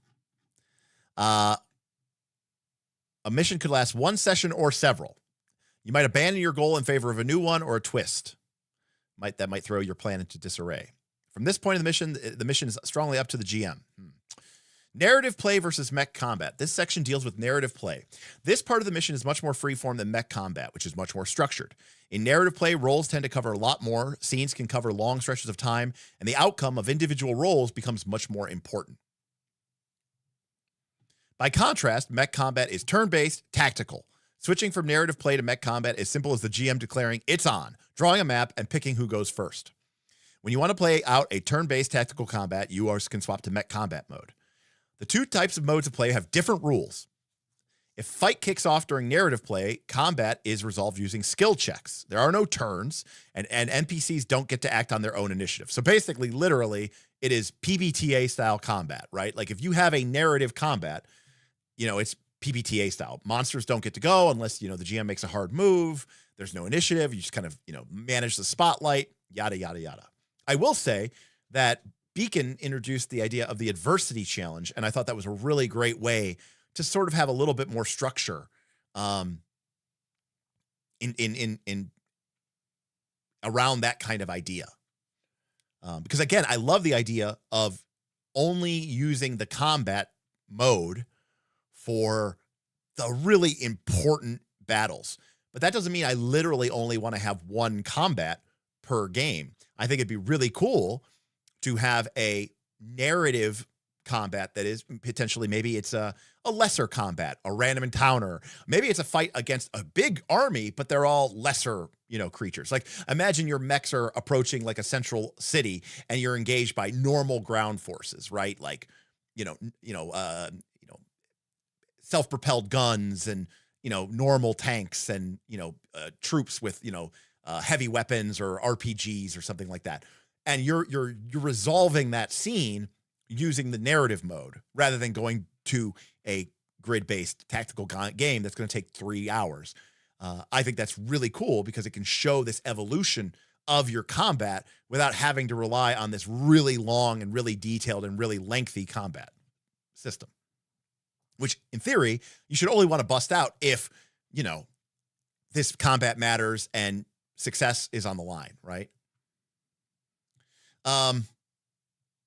So yeah. So we talked about this before, but narrative mode is pretty simple. You roll a d20. If one of your trigger activates, you get a bonus. If your background matters, you might add a die or subtract a die.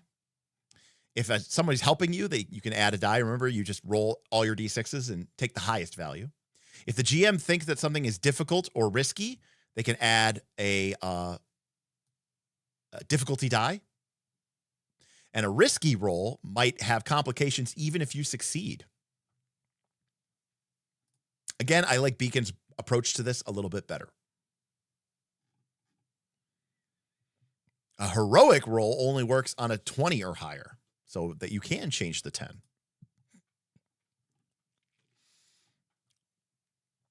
Oh, okay. This is kind of neat. It's got some pushing rules. As long as a check isn't risky, you can make a recheck to achieve the same goals, but it's called pushing it, in which case it becomes risky. Potentially, a GM might allow it, in which case it becomes heroic. I like that. That's kind of a cool system. I mean, it's powered by the apocalypse, right? If you do a controlled roll and you fail the action roll, one of the responses is try again, but at a riskier position. So it's kind of taking that same idea from Blades in the Dark and applying it as an option here. Whenever you roll less than 10 on a skill check, you suffer the consequences that were established before you rolled. Before a roll is made, the GM must outline the consequences of failure. Very cool. We approve.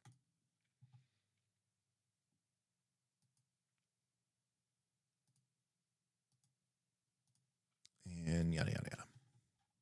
So here are some consequences. You might take harm. You might take extra time. It might use up your resources.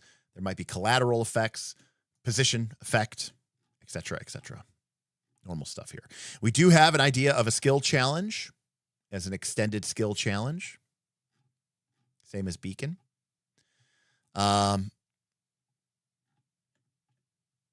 So we could have combat in narrative mode. Okay. You don't need to keep track of turns. Now, it's making this sound like combat in narrative play is when your pilots are fighting. Because it says here, you know, bar fight. It says pitched battle on foot, leading a platoon of troops to a jury-rigged escape pod. So it sounds like the game doesn't assume that you will do narrative play in a mech as combat, which is unfortunate. That actually is really unfortunate.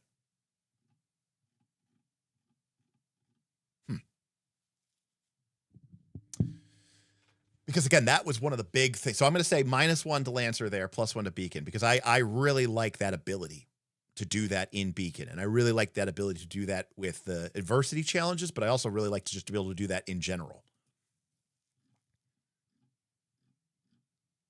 Let's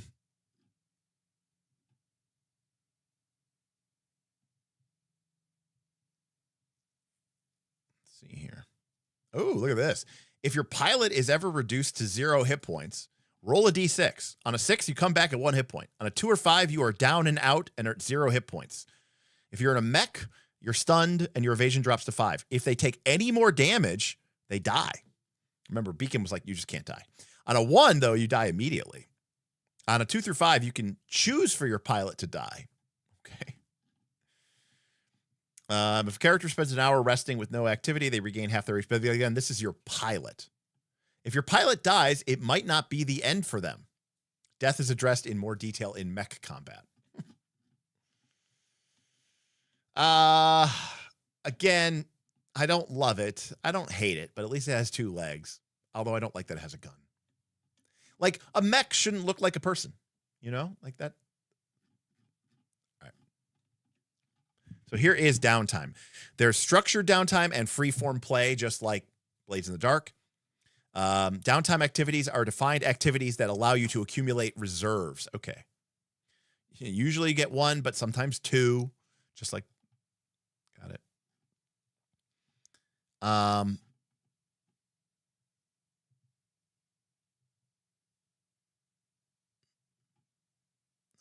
I see. So it's so reserves is basically like acquiring an asset from Blades in the Dark or establishing a new contact. It's a little, I don't know. Yeah, it only applies to the next mission.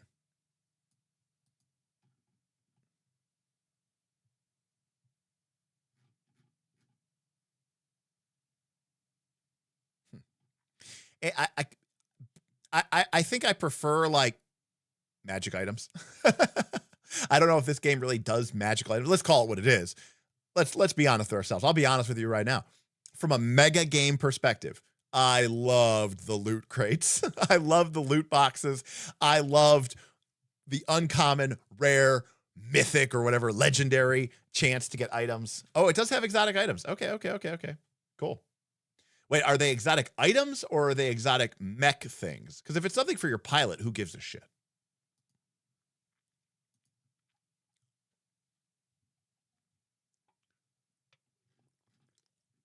All right, I can get down on that mech things. All right, mech stuff. All right, I'm down.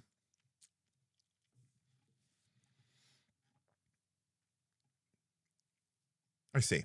Well, so this is kind of, I got it. So basically this is a way for you to use, so we could kind of like track this in a mega game as like a way for you to like build this stuff out here. So it's kind of like a one-shot magic item, or like a one-shot, one-use item. This is going to be the one that's going to be trickier to use.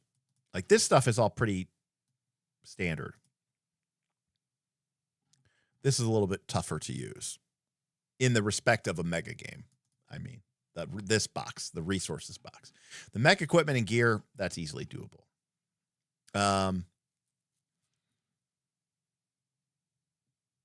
So tactical advantages, a little bit trickier to use, but still possible. Like calling in an artillery bombardment, that's pretty sick.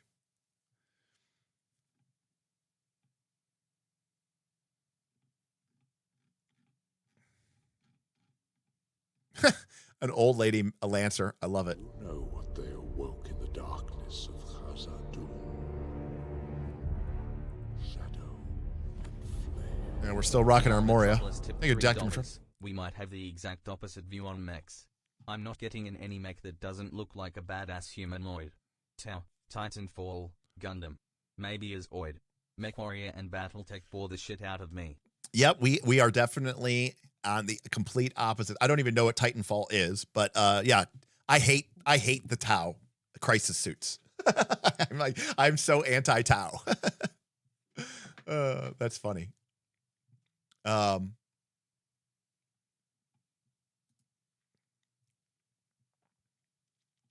So yeah, so I don't know what Titanfall is, but I do know what the Tau is, and I do know what a crisis suit is, and yeah. Well, you play orcs, right? So it's like a what are they called? Stompa or Killer Can.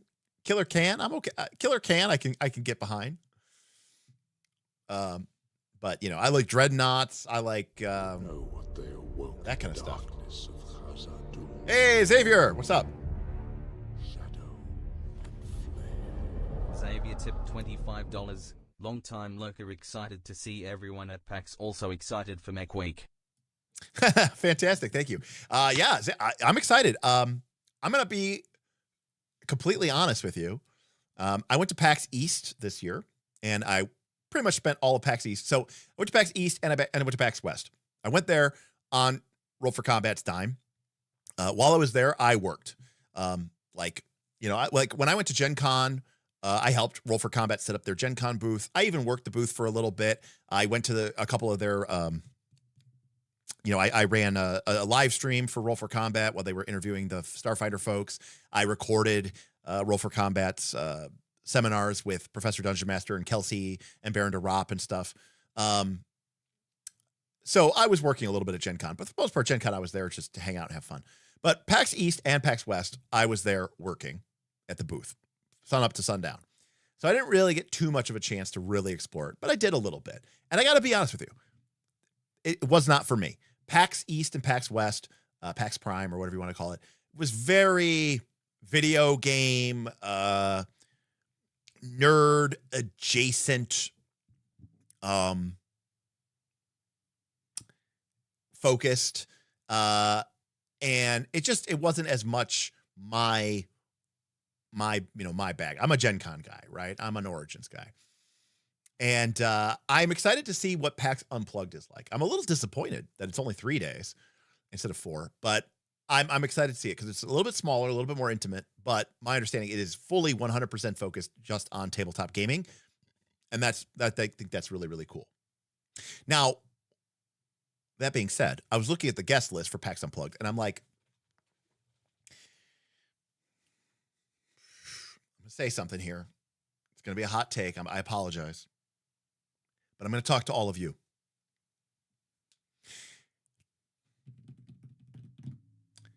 Can we stop with the idolization of these fucking actual players and start focusing on game designers? It is crazy to me how many seminars, PAX Unplugged, are people who I'm sure are going to be sold out so that they can go listen to voice actors? That's dumb. Don't learn how to play your game. Don't learn how to play a game from like some cosplayer, or don't learn to play some game from some actual player. Like, go listen to game designers. Like, the seminars with game designers should be the things that are selling out.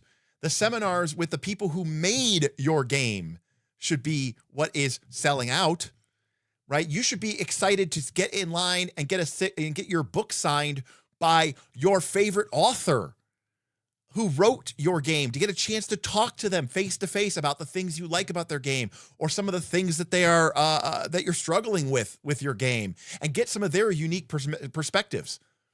Who the fuck cares what Ginny D thinks? I just don't get it. And I have no problem with Ginny D, by the way, but it's crazy to me that, like, you'll go to Gen Con and there'll be like a line that's like wrapped around the building for people to get something signed from Ginny D. Meanwhile, like, some legendary game designer is like 2 tables down and there's no one there. That's wild to me. Yeah, I mean, look, I accept that no one listens to me, I hope, because I'm nice, whether to listen to or to look at. Right? I hope I listen to me because of, you know, the value in my copious amounts of nerdy expertise. Ginny D's delightful. She's a great person. I'm not disparaging her personality. I think she's wonderful. She's just as bubbly in person as she is on her videos. But I just don't get, and I'm not even saying you shouldn't go stop by and say hi to your favorite person. I'm just saying, like, if you're a gamer, you should, if you're going to idolize anyone, you should be idolizing, like, yeah, Mark Miller or Frank Metzer or, you know, whatever. You know what I mean? Those are the people you should be talking to. Yeah,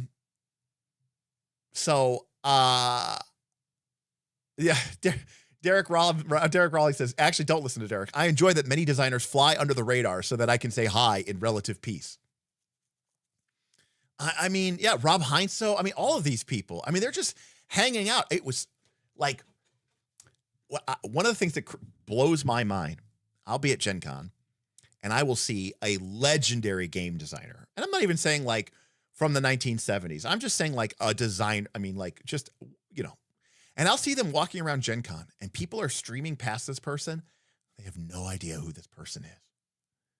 And it's crazy. It's just crazy to me. And then there's like, you know, a line down the hall for some person who, you know, I don't know, was, you know, got looked at once, you know, was on half an episode of Critical Role or something like that. It's just so crazy to me. So again, fetishize that. If you're gonna don't fetishize anything. Actually, don't put anyone up on a pedestal, and don't idolize anyone. But if you're going to, you know, make it the game designer. Don't make it some actual player or some YouTuber or some you know, content creator or some influencer. Please.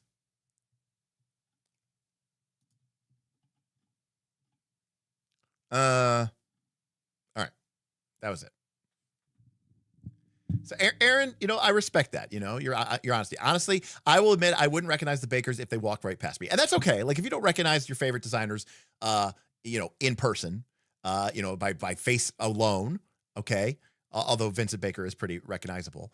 That's fine. That's understandable. But like, if the bakers held a seminar on game design, it would be like, there'd be like 50 people there. It's so crazy, you know, like, it drives me crazy. It just drives me. People just focus on the wrong thing. Okay. Anyways, that was sorry for the side tangent and the rant. So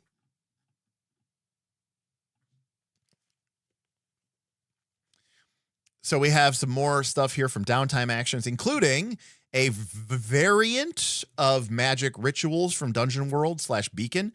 I will say that I prefer that in Beacon because it makes more sense because it's, it's like a magic ritual. When you seek power at a cost, name what you want. You definitely get it, but the GM chooses 1 or 2. This happens during downtime, though, specifically.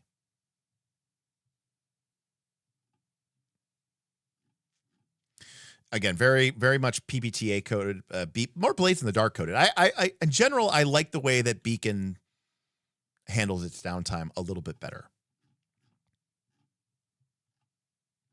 I mean, these are pseudo PBTA-esque, for sure.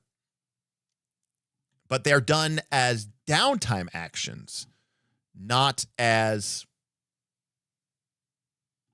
like stuff you would do during the mission.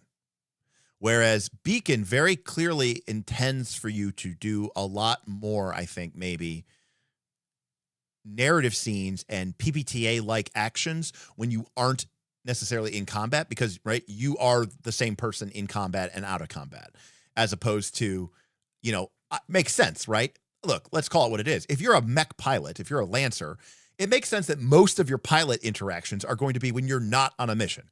Because I'm assuming most of the time, if you're on a mission, you probably want to be or need to be in your fucking mech. And again, that's my only concern. That's my only bugaboo. Is, what does a one session mission look like in Lancer? Is it just a fight? Like, right? Because if we start by jumping into it or whatever it says, boots on the ground, right? So presumably we're starting right in the shit of it. And like, or are we doing narrative scenes in our mechs? Or is there like a transitional point where we start as just pilots, even though we're supposed to start in the thick of it? With us trying to, get an escort mission past a blockade. Where is there room in there for us to be just pilots? Or is it just going to be us and our mechs the whole time? And if it's just us and our mechs the whole time, what kind of narrative mode are we doing? How the pilot kind of fades into the background a lot when you're in your mech, which makes sense because you're in your mech.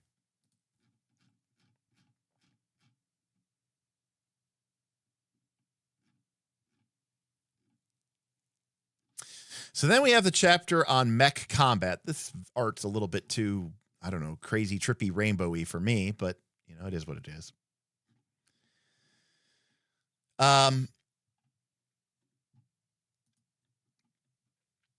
Now, to be clear, one of the things that I talked about was an issue that we have in some of our mega games is we do have players who don't necessarily really care as much about the really super detailed tactical games. This is true in Pathfinder 2.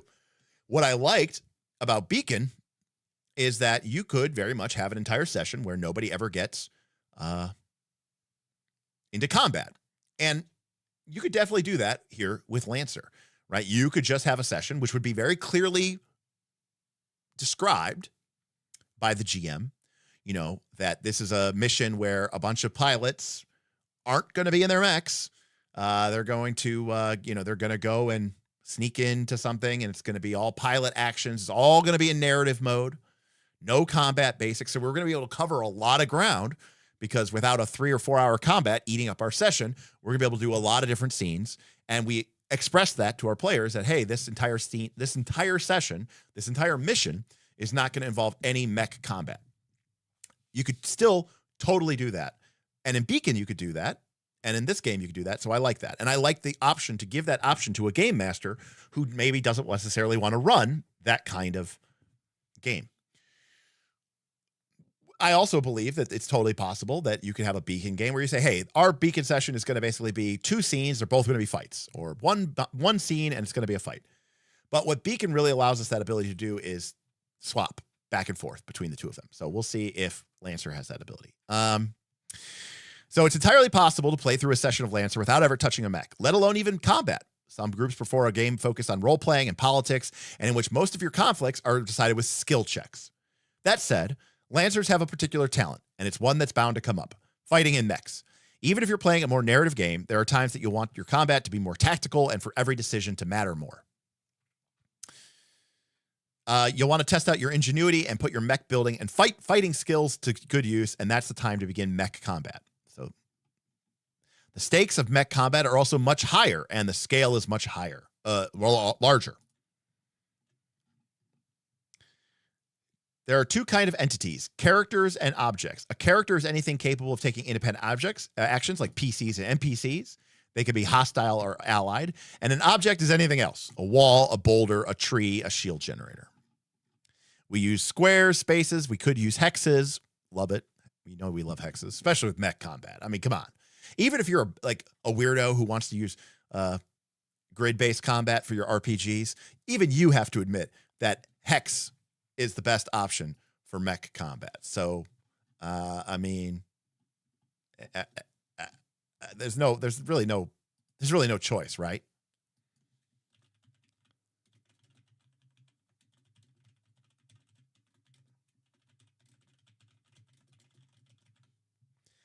All right. The poll is up.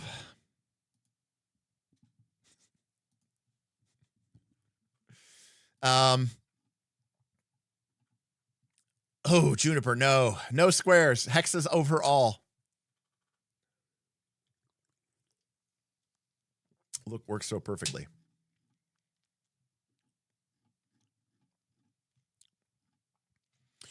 All right. When the combat's about to start, you show the map to the players, you explain any visible NPCs, describe the situation, and then combat ends when a side is defeated or you've achieved your objective.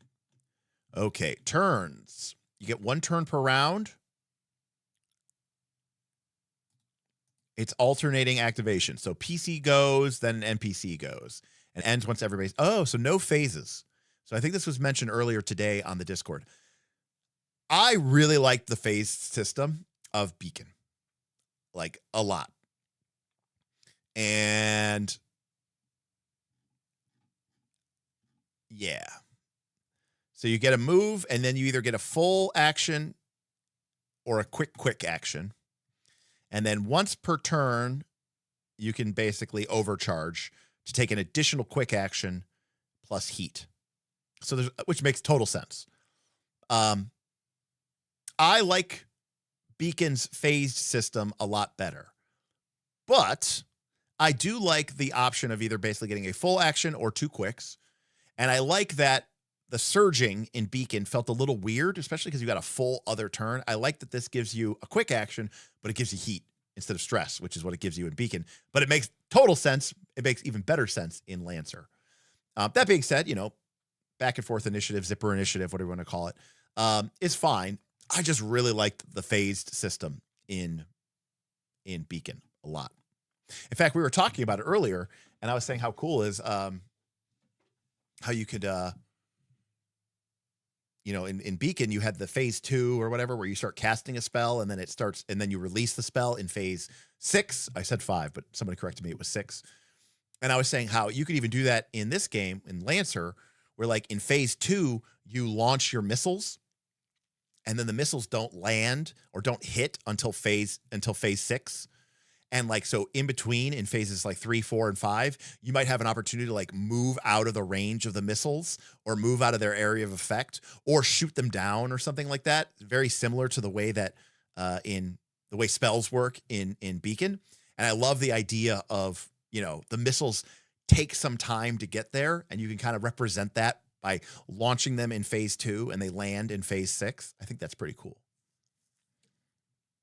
So I was like, oh, that'll be really cool for this game. And they're like, no, there's no phases in Lancer. And I was like, oh, all right. Hexagon, undisputed champion.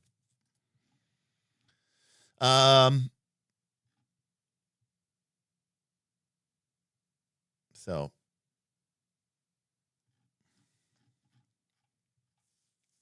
you can always move your speed. This is a standard move.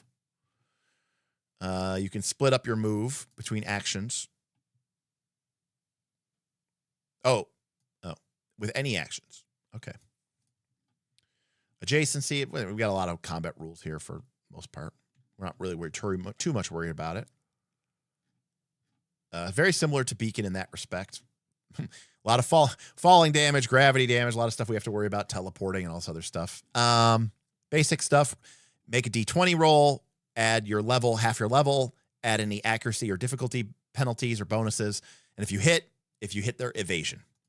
Melee attacks ignore cover, whereas ranged attacks give you difficulty dice if they're in cover. Makes sense. Tech attacks, basically electronic warfare, jamming and stuff, ignore cover as well. Makes sense. We've got lines, we've got cones, we've got blasts, we got bursts. Yeah. Awesome, awesome, awesome. Very cool, very cool. Natural stuff, a lot of stuff like we saw from things. Now that looks like they're using hexes even here, which makes sense. Okay, very cool. Basic stuff here. Shooting over cover, line of sight, yada, yada. You roll damage. They subtract their armor rating. Then any other deductions are subtracted, such as resistance or systems or talents. And then any remaining damage is subtracted from their hit points. So pretty basic stuff. Burn damage is kind of like our Discord damage from Beacon, where it hits you and then it also becomes persistent, right? So it keeps building up over time. Heat is not damage. It ignores armor, but it's basically your buildup of your heat. And this is like stress.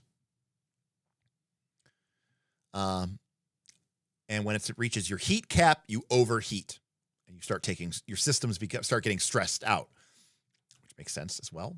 I love the idea of like a heat-based attack as well. It's often generated by electronic warfare, but it can be generated by a mech's own systems, which makes, again, total sense, which I really like this system. I liked it in Beacon, but it makes a lot more sense here in Lancer. So I love that as well. Certain things are immune, and it does 0 damage. All right, good. Yay. Is that so hard? Come on. Is that really so hard? Come on. And then we enter turn. Okay. So here are some quick actions that we can do. We can grapple, boost, hide, all this other stuff here. Bull rush somebody. All this other stuff. When you skirmish, you make an attack with a single weapon. Choose a weapon and a valid target. In addition to your primary attack, you may also attack with a different auxiliary weapon that is mounted on the same mount. That weapon doesn't deal any of its bonus damage. Super heavy weapons are too cumbersome to use in a skirmish and can only be fired as part of a barrage. So it sounds like normally, if you use a quick, you can basically skirmish twice and fight twice. And if you overcharge, right, you could skirmish. You can't take the same action twice. Oh, did I miss that? Yes, I did. Characters can take 2 quick actions or 1 full action. Characters cannot perform the same action more than once in a turn. Oh, okay. See, okay. Even if you boost. But some systems or talents might grant a second.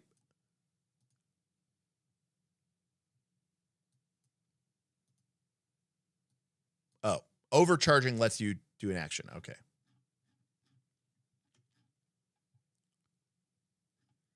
Got it. So we can't just spam attacks. If we take a full action, we can barrage, and that lets us attack with 2 weapons. Got it. Or a single attack with a super heavy weapon. Got it. But they have to be on different mounts. We can also disengage or use a full tech or something like that. All right. Boot up. You can boot up a mech that you were piloting as a full action, clearing, shut down, and restoring your mech to power state. Man, shout out memories of Mech Warrior 2, right? Where you're like in the middle of like a crazy firefight, and your heat gets too high and your mech's like shutting down, right? And you're like, oh no. And you're like sitting there waiting to reboot. You're like, come on, you son of a bitch. Your heat's dropping like a madman, but you're dead in the water and you're sitting there trying to boot up as quick as you can. You're like, come on. What's that stuff called? that you can, is it coolant? Is that what it's called? The stuff, that limited resource that you have where you can dump coolant to try to give you the quick cooldown.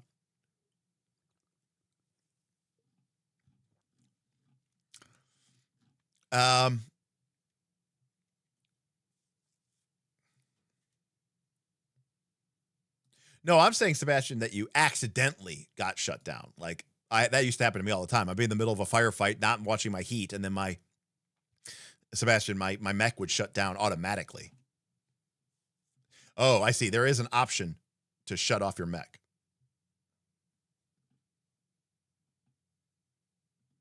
I mean, it does make you immune to all tech actions. So there is that. So I agree. Things have gotten pretty bad if that's what we have to take.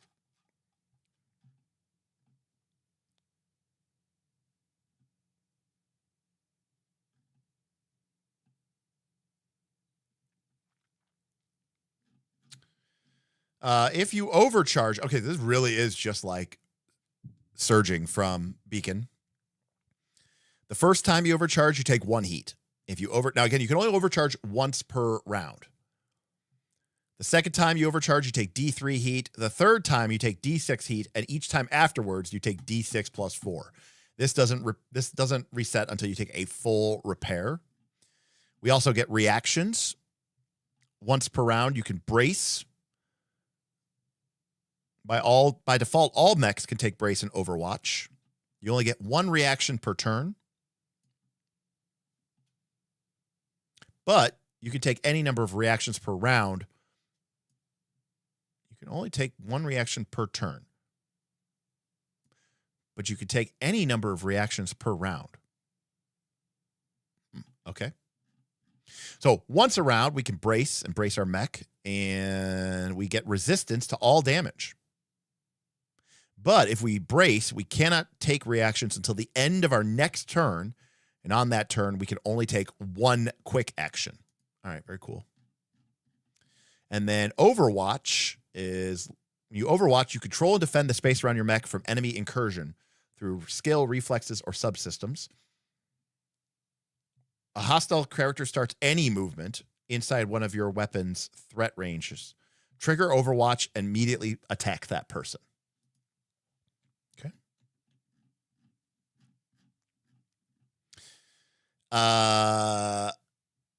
So this is about pilots in mech combat. I don't know how often that actually happens, but we do have some extensive rules about getting in and out. And this is one of those things too, where I'm going to give a penalty to Lancer versus Beacon, only because Beacon doesn't have to worry about this shit, right? Lancer's basically like, hey, what if you're in combat in your mech? What if you're in combat not in your mech? What if you're in a narrative scene in your mech? What if you're in a narrative scene not in your mech? So it's really kind of like 4 different, scenarios. Yes, it says sometimes pilots use non-human persons or compcons, which are complex artificial intelligences, to control their mech when they aren't in their combat in a cockpit, which is funny.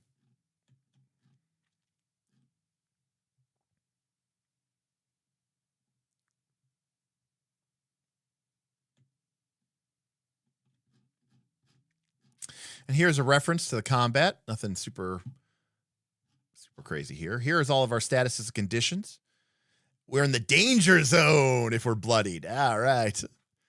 We're in the red. We're in the danger zone. They're smoking hot. I love it. When you get half of your heat filled in, they are exposed when you are overheating. Engaged if you're in melee. You're down and out if you're unconscious. Hidden, invisible, prone, shut down only for mechs. You can be immobilized, impaired, jammed, can't talk to other characters. You can't make attacks other than improvised attacks. You're basically just beating them with your weapon. You can't take reactions. Oh, that's nasty. Locked on. This makes a lot more sense than marked from Beacon. If you're shredded, your armor's shredded. You don't get any benefit from your armor or resistance. Slowed, stunned, the like. All right. It's pretty cool stuff. So instead of wounds, we have structural damage. And as before, we kind of get this check the lowest value on the structure damage D6. So basically, as we take more and more structure damage, we can start accumulating problems.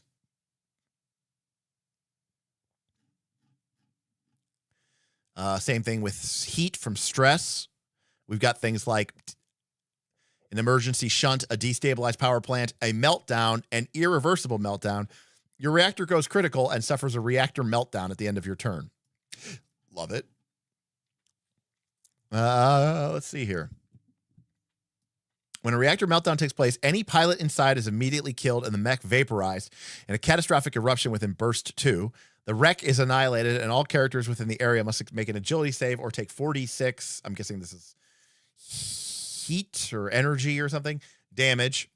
On a success, they take half. Nice.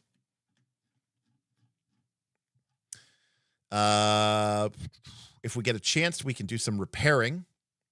This represents the mech's resilience. This uses our repair cap, which is like our recoveries.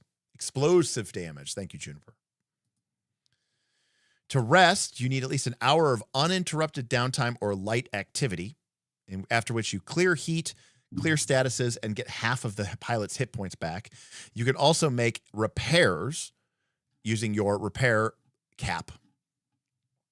1 repair is a full hit points. 2 repairs is a single point of structure or a single point of stress. And 4 repairs lets you just repair a destroyed mech. Okay, got it. So as long as it didn't get obliterated, basically like if your mech gets actually taken out during combat and after the combat you have enough time, an hour, to take a rest, you could spend 4 repairs to basically get your mech working back in order. It comes back with 1 structure and 1 stress, but full hit points.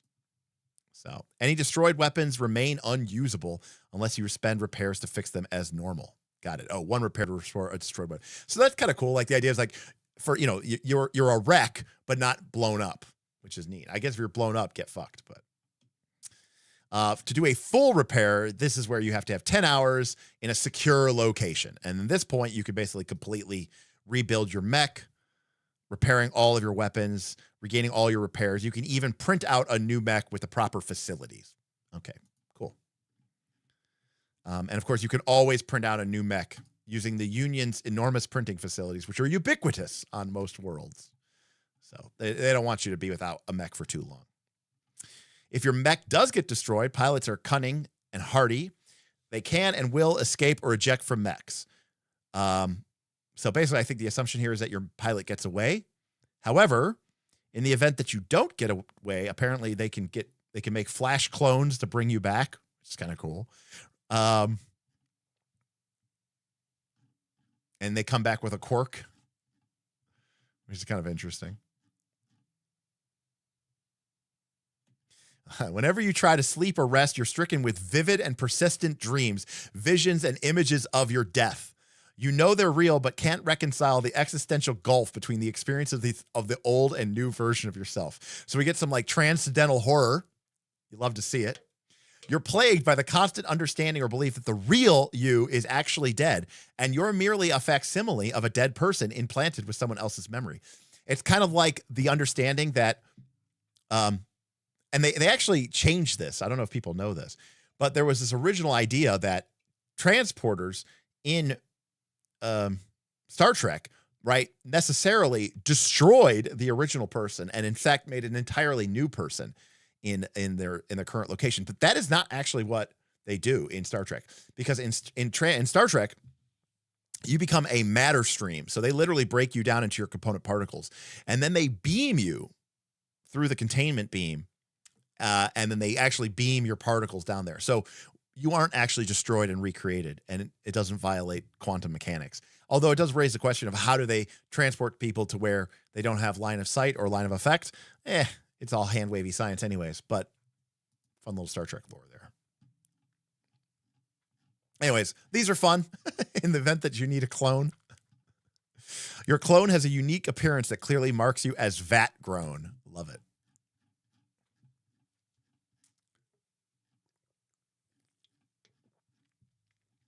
Again, not like I'm not pixel bitching too much, but some of this art style is a little, I don't know, it's a little underwhelming to me.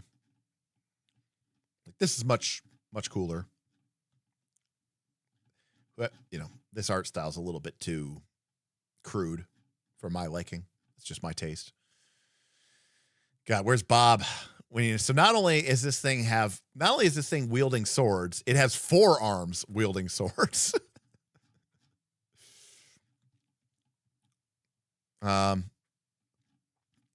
So here is 140 pages of gear, pilots, licenses, talents, systems, mechs. We're obviously not going to go through all of these. Another mech with a stupid freaking gun. It's kind of sweet that he's like a samurai, though. I respect it. Welcome to the compendium. So this is the character builder's wet dream, I'm assuming. So these are the talents that you can take, just like in Beacon. You can level them up to 3 times, I'm assuming. So they follow you around. Like if you're an ace, you're bonded, brawler, crack shot, centimane, combined arms, duelist, drone commander, engineer, executioner. So again, these are all tied to your pilot's ability, it sounds like mostly, to better handle your tank or better handle your mech. Again, one way to build out your pilot to make them different. But, you can see here, like some of them have to do with like Grease Monkey allows you to repair your weapons more quickly. Heavy Gunner, Hunter, Juggernaut. So when you boost, which is like to move extra distance, your next ram attack before the start of your next turn gets a bonus die and knocks your target back an additional 2 spaces.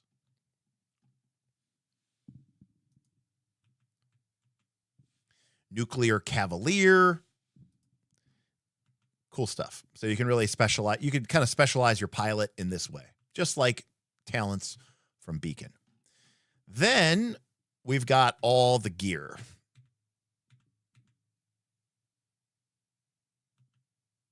We've got pilot gear,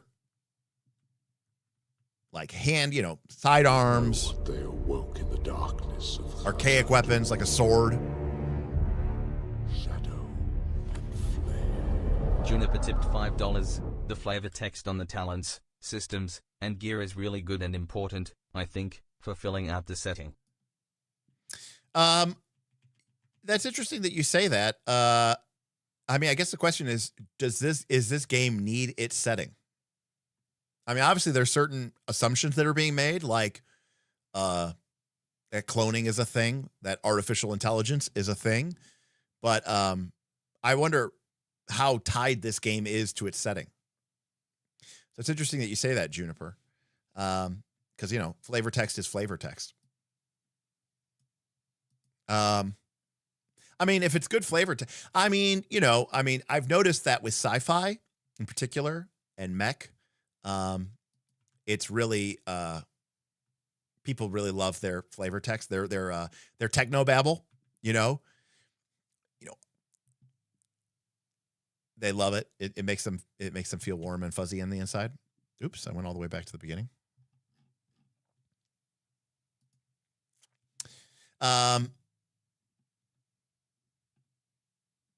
Choosing licenses can be daunting, given Lancer has 29 mechs with dozens of different gear combinations. The most important thing to do when leveling up is that you can only choose or increase the rank of one license at a time.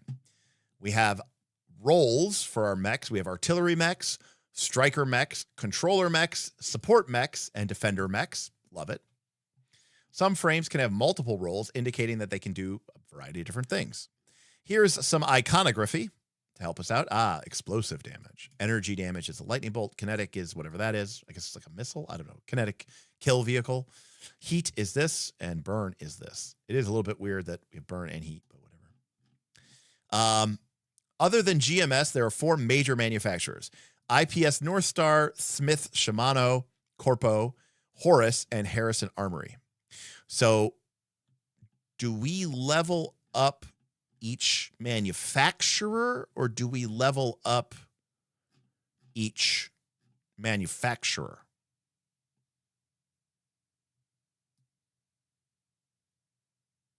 Gotcha.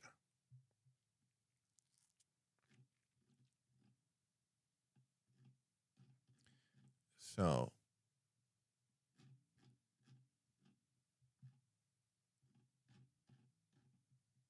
got it. License is not tied to a manufacturer. So I would have to level up my license in the Blackbeard or the Drake individually. Got it. Okay. Thank you, Sebastian. Got it. This is just flavor. Oh, each manufacturer offers unique core bonuses that become available when you have taken 3 license ranks from their catalog. Got it. Now, wait. Core bonuses are not core systems or core powers, which is different. Man, they did screw the pooch on that one, didn't they? It's like level in D&D. All right, so got it. So there might be a reason to you know, get good with IPS North Star.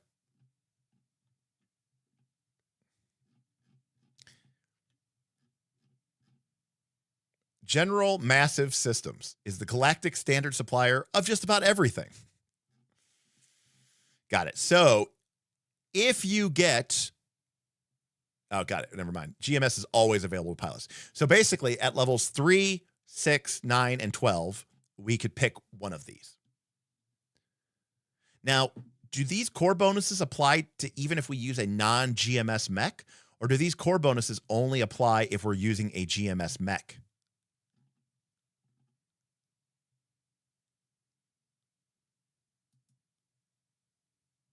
Interesting. Does that really make sense, though?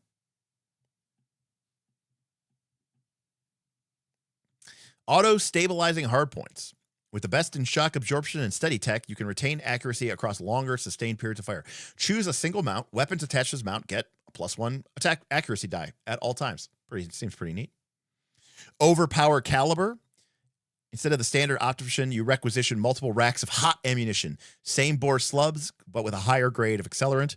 Choose one weapon. Once a round, when you hit with an attack, you can cause it to deal a d6 points of bonus damage. Cool. And then, much like GMS mechs, GMS weapons are reliable galactic standards made using interchangeable parts. There are currently 3 lines of productions. Type 1, Type 2, and Type 3. Can GMS weapons be used on any type of mech?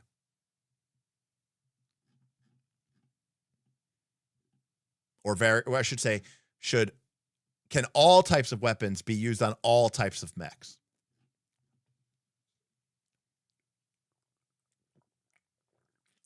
Okay. So here comes the gear porn. Gear porn to the max. 20 range, 2d6 damage. Let's take a look here. Super heavy rifle, the Cyclone Pulse Rifle. It's accurate. It requires loading. It's reliable 5, which we know what it means from Beacon. It means the minimum damage. Wait a second. The minimum damage this thing could do is 5, but the damage... Oh, that's even if it misses, it does 5 damage, which is the minimum amount of damage you could do with 3d6 plus 3. It's kinetic damage. The range is 15 spaces. I'm assuming accurate means you get a +1 die to your attack, but you can only fire it in the super. You can only do it as a full attack with a barrage, and it does what it seems to be a shitload of damage.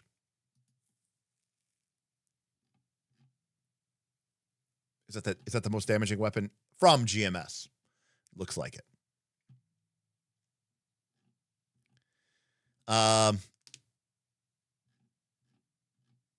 So here are some systems. Now, how do I know if do I have access to all of these systems? Do I have access to every system in the game?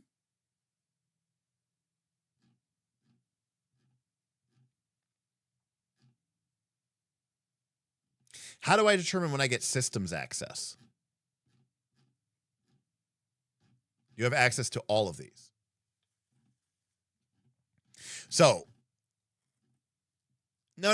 I understand there's system point limit, Captain Cosmo, but how do I know what I can pick from? Got it. This is just all the starting stuff. We wouldn't want to make it easy. Got it.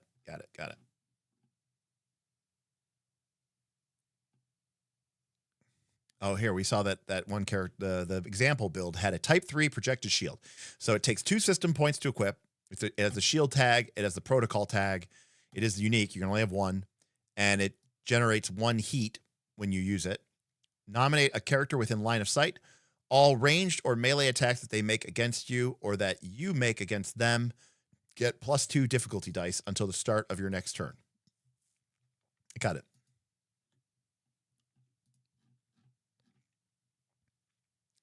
The Everest. The GMS Standard Pattern 1 Everest. Wait, is that the Everest? It's just a guy with a backpack?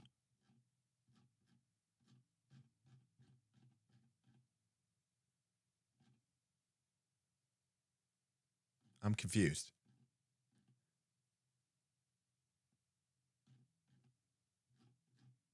The Everest is the one mech without art? What? Wait, what? It's the core art it's the core mech that you start in. It's apparently the galactic standard. They really don't have it? That's hilarious. Got it. It looks like anything. All right, makes sense.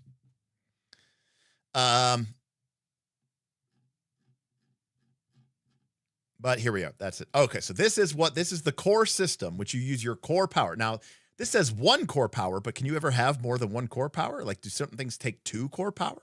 The game made it seem like it was yes or no, but for the rest of this scene, you gain +1 accuracy dice on all attacks, checks, and saves.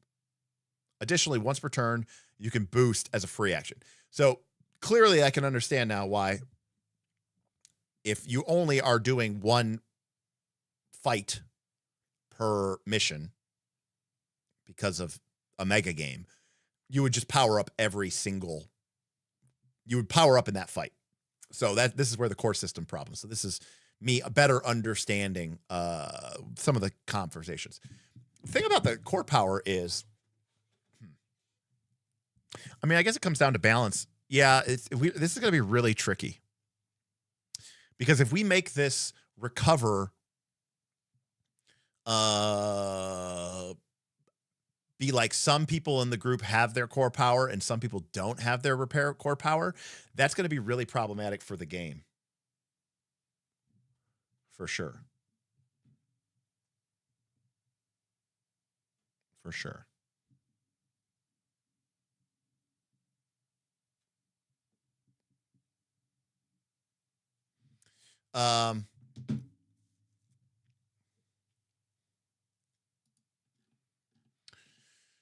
Yeah, anyways. I mean, my gut instinct is to just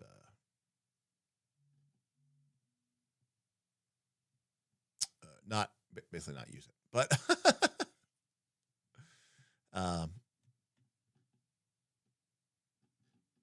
well, I wouldn't use them because it's just problematic. So this is IPS North Star.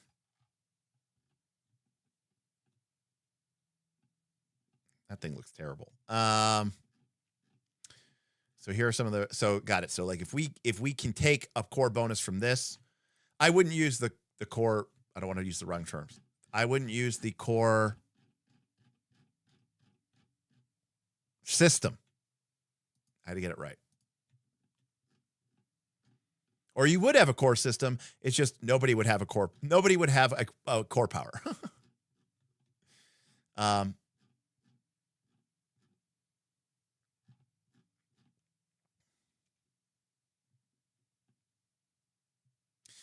Core. The issue with the core system thing is that this is a really, really powerful ability that you can use.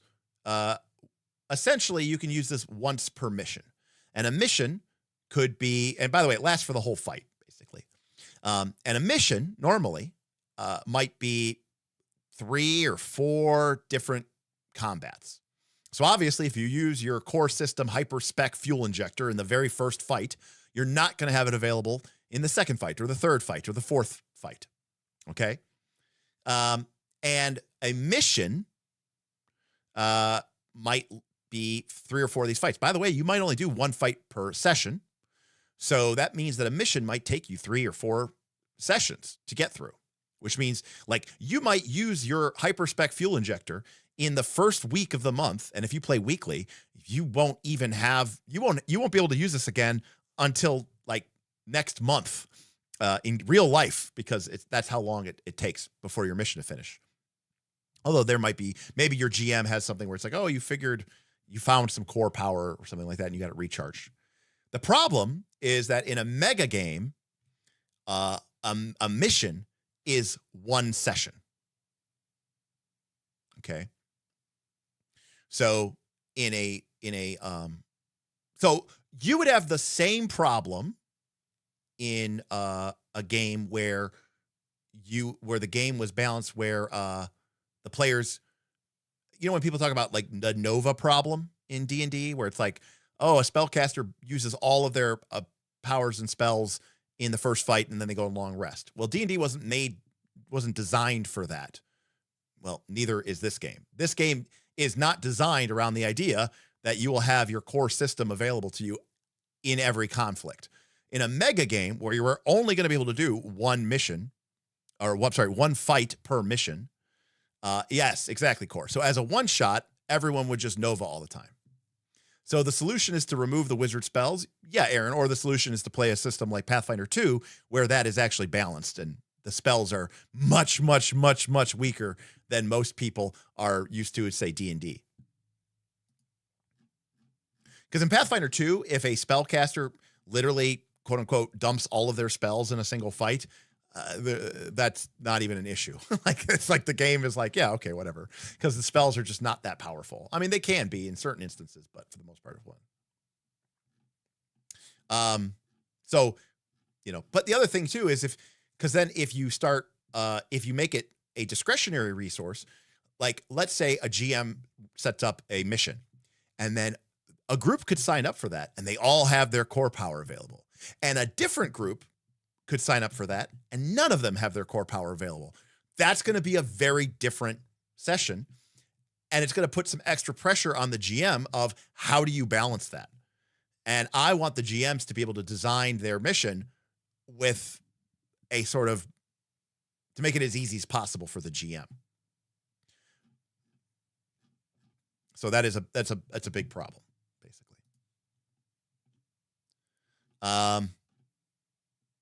So even if you come up with a way or a means or a system where, like, during downtime or between sessions, a player might be able to activate their core power, you'd still have the problem that you might have a group that gets 5 core power and you might have another group that has 0 core power amongst the 5 of them.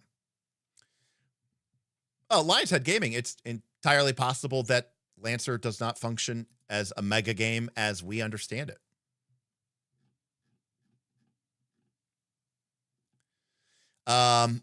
So here's an example of a striker.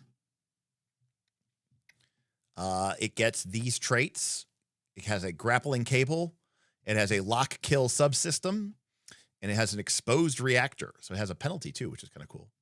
And then it has a heavy mount, a main mount, and a flex mount, and it has 5 systems points. So that's kind of like the core of how we could build this thing out. And then, assuming you're talking about core systems, it has this once per use ability.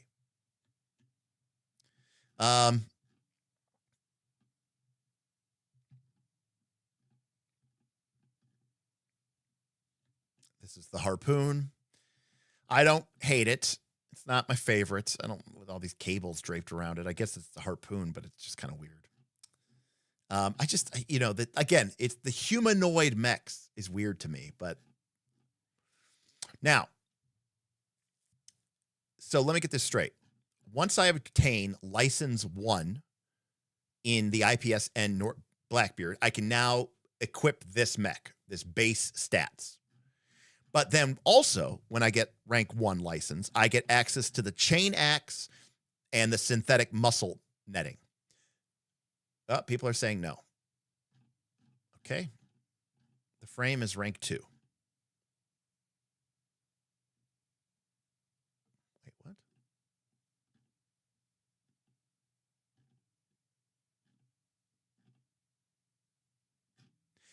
I thought when we leveled up, we got a new license. I thought every time we got a license, we got a new rank up.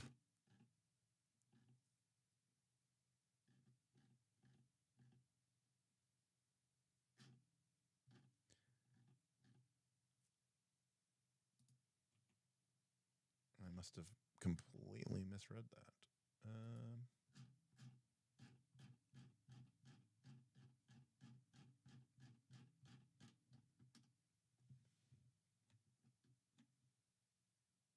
So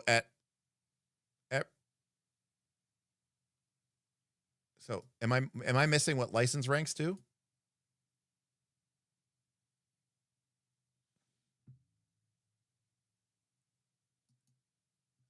Okay, I got it. Okay.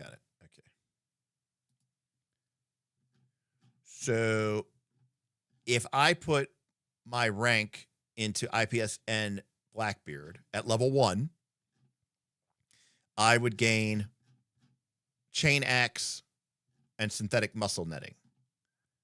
At the second, I get the frame.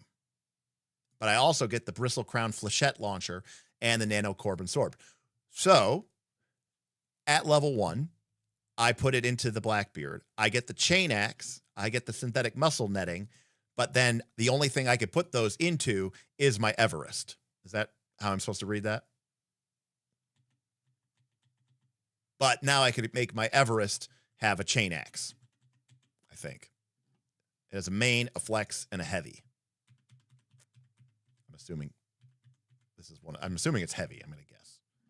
No, it's a main. Okay, so I can have a chain axe and synthetic muscle netting in my Everest, but I can't have the Blackbird frame, this thing, until I get to license level 2. Got it. Okay.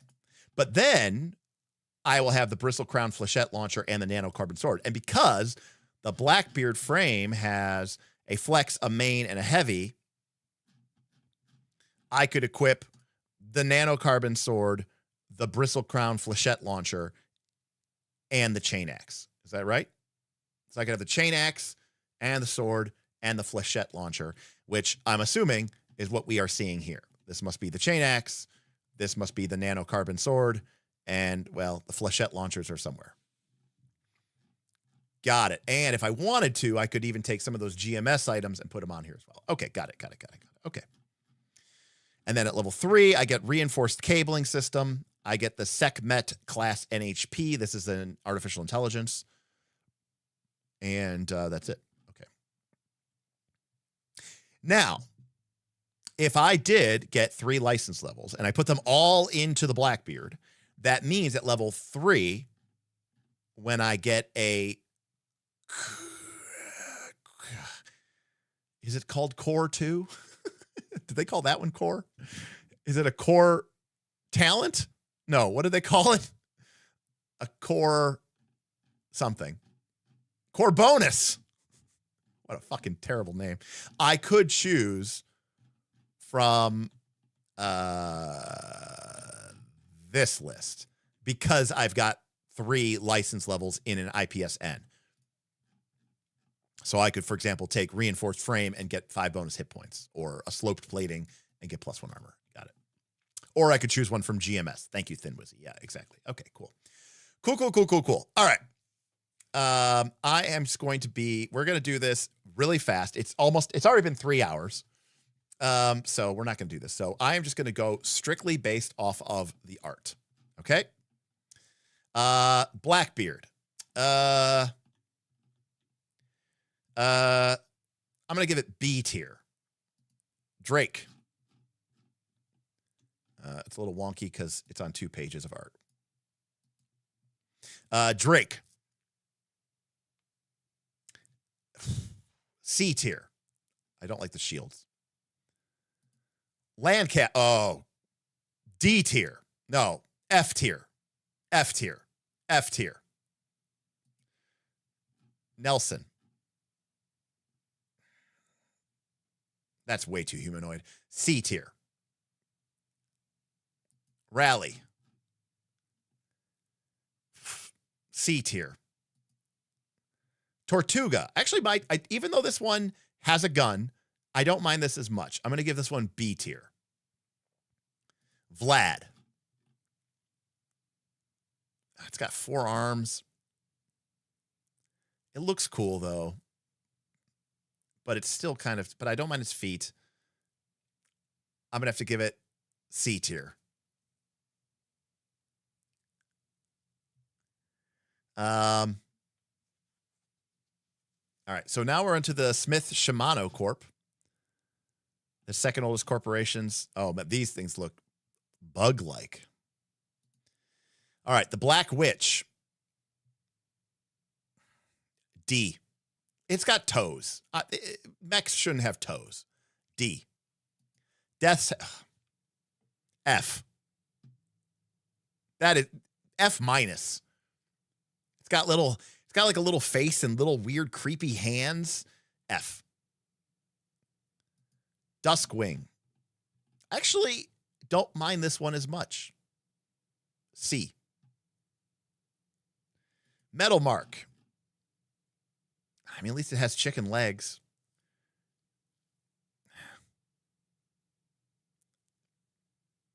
D.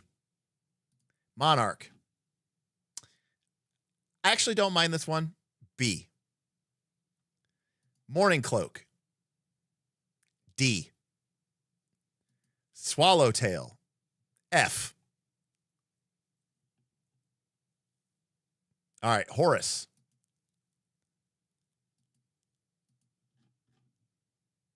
Oh my God. What the hell is going on with Horus? They're an oddity amongst this is a gray legal state. They're mercurial. They're oldest frames. They're Horus mechs universally field mysterious, unregulated gray space technologies. Okay. So is it like mystical mechs? Am I supposed to be understanding that these are magic mechs or mystical mechs? All right. Well, it's literally a Baylor.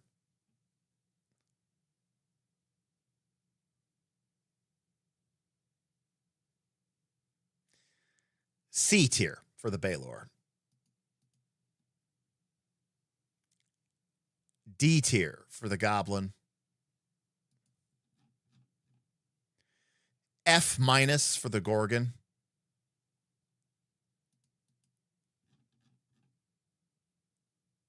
F for the Hydra. D minus for the Manticore.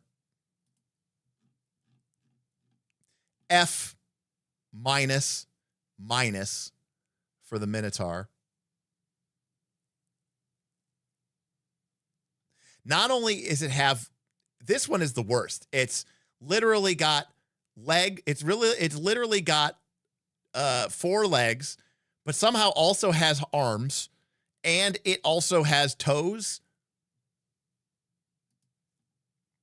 Nope. I found one I like even less. F minus. This is, what is this thing? Is this thing a freaking, that's horrible. All right. Harrison. Barbarossa. I mean, it looks like he's going to work. It's like he's got his lunchbox. I don't mind it though. I'm gonna give this one a B tier. Genghis. It's not horrible. I'll give it a B tier. Iskander. C tier. It's starting to look too much like a guy with a backpack. The Napoleon. Too many arms, man. Plus, it looks like it's taking a shit. D. Saladin. I have no idea what's going on with this one. D.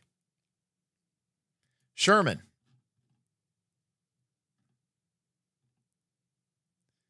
Like, okay, here's what I want to know. When you look at this, is that a mech? Or is that just like a human-sized guy in a suit? Right? That's the problem I have with these. Right? So is this, like, if I just showed you this art outside of anything, and I said, is this a, is this supposed to be like a, okay, at least they're only 2 to 3 meters tall. Actually, Merclore, because you said that, wait. Lion's Head says it's a 10-meter tall mech. Merclore's saying that this thing is only 2 to 3 meters tall. So which is it? Because it is size 1.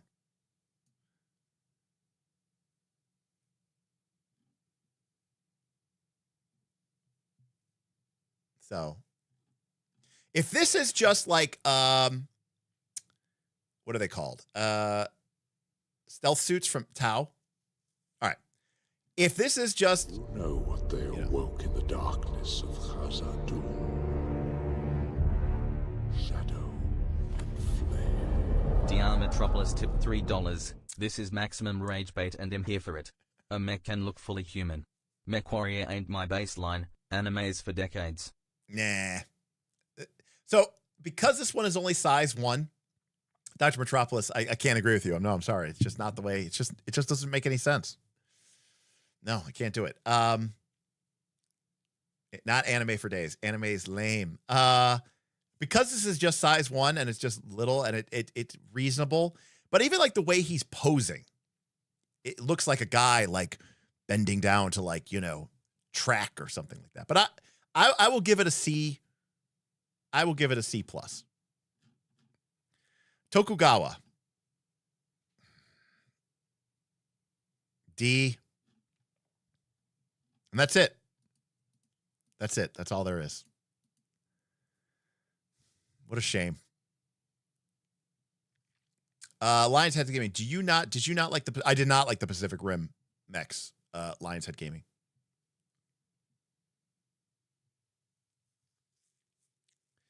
Aaron, you're correct. The mechs can't look like people, but they also need, basically, they just need to be Battletech. That's just, that's the favorite. All right. Somebody wants, I see people saying I need to go read Pegasus entry. No, they don't have to look like the Timberwolf or Mad Cat. They could look like the Summoner or the Marauder or the Daichi or whatever. There's a couple of ones. All right, Pegasus. The Pegasus pattern group first appeared following the start of hostilities between the Union, a distant sector of distal space. The Pegasus appears to address Horus's need for a pattern group with extensive kinetic combat abilities. By marrying the best targeting system, subroutines, and weapons hardware in the Horus code base, collectivists have designed a PG that boosts a tremendously low identify time to kill.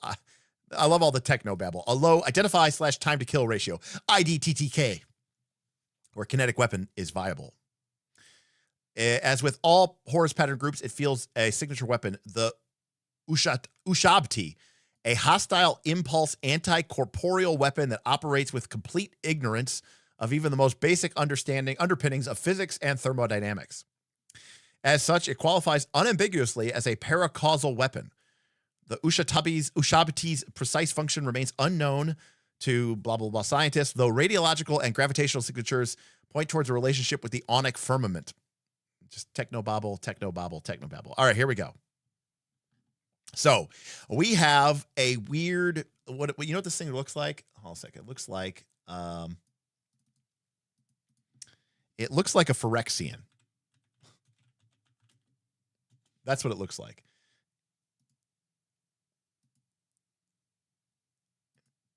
You guys have ever seen a Phyrexian from Magic the Gathering? That is a Phyrexian.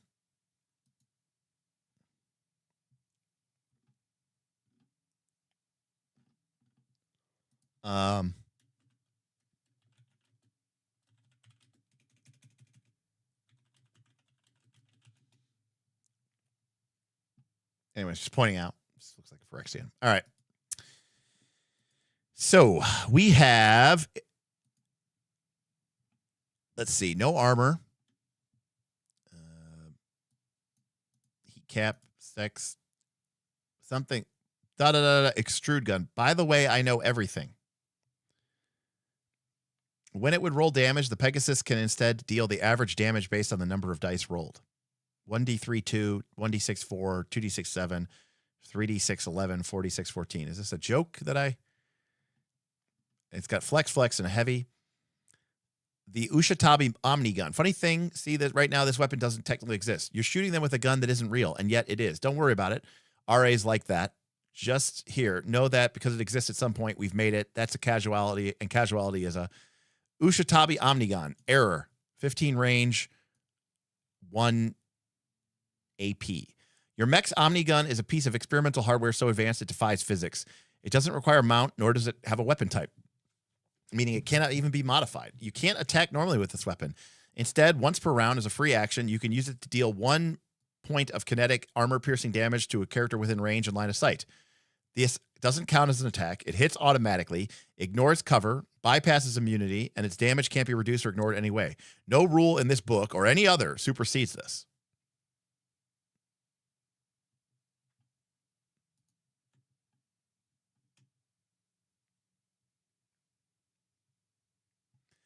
You love this thing? So basically it fires like a trans-dimensional round, basically, that could just, you know, kill stuff. Yeah. Yeah, no, I mean, I hate all. This looks like some weird, yeah, everything about this is terrible. Yes, it is Magic Missile, the game gun.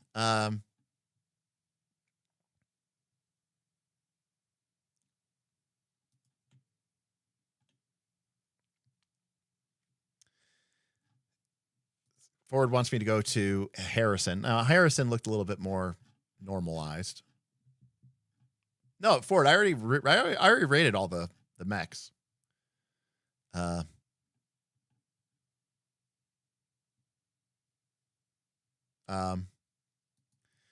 Metropolis says, it's so great to meet someone whose baseline for mechs is not some form of anime or video game. I mean, it is a form. It is a video game. I mean, it's Mech Warrior. I mean, I played Mech Warrior before I played, you know, Battletech or anything like that.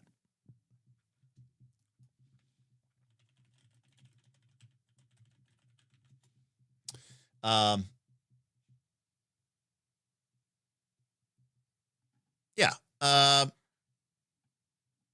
Cal says, I like Robotech and Mech Warrior and Gundam. I do not like Lancer. Core says, I like all mech types. Fear me. So yeah. Yeah, this is, what does this remind me of? This reminds me of, what is it called? It's a Tau.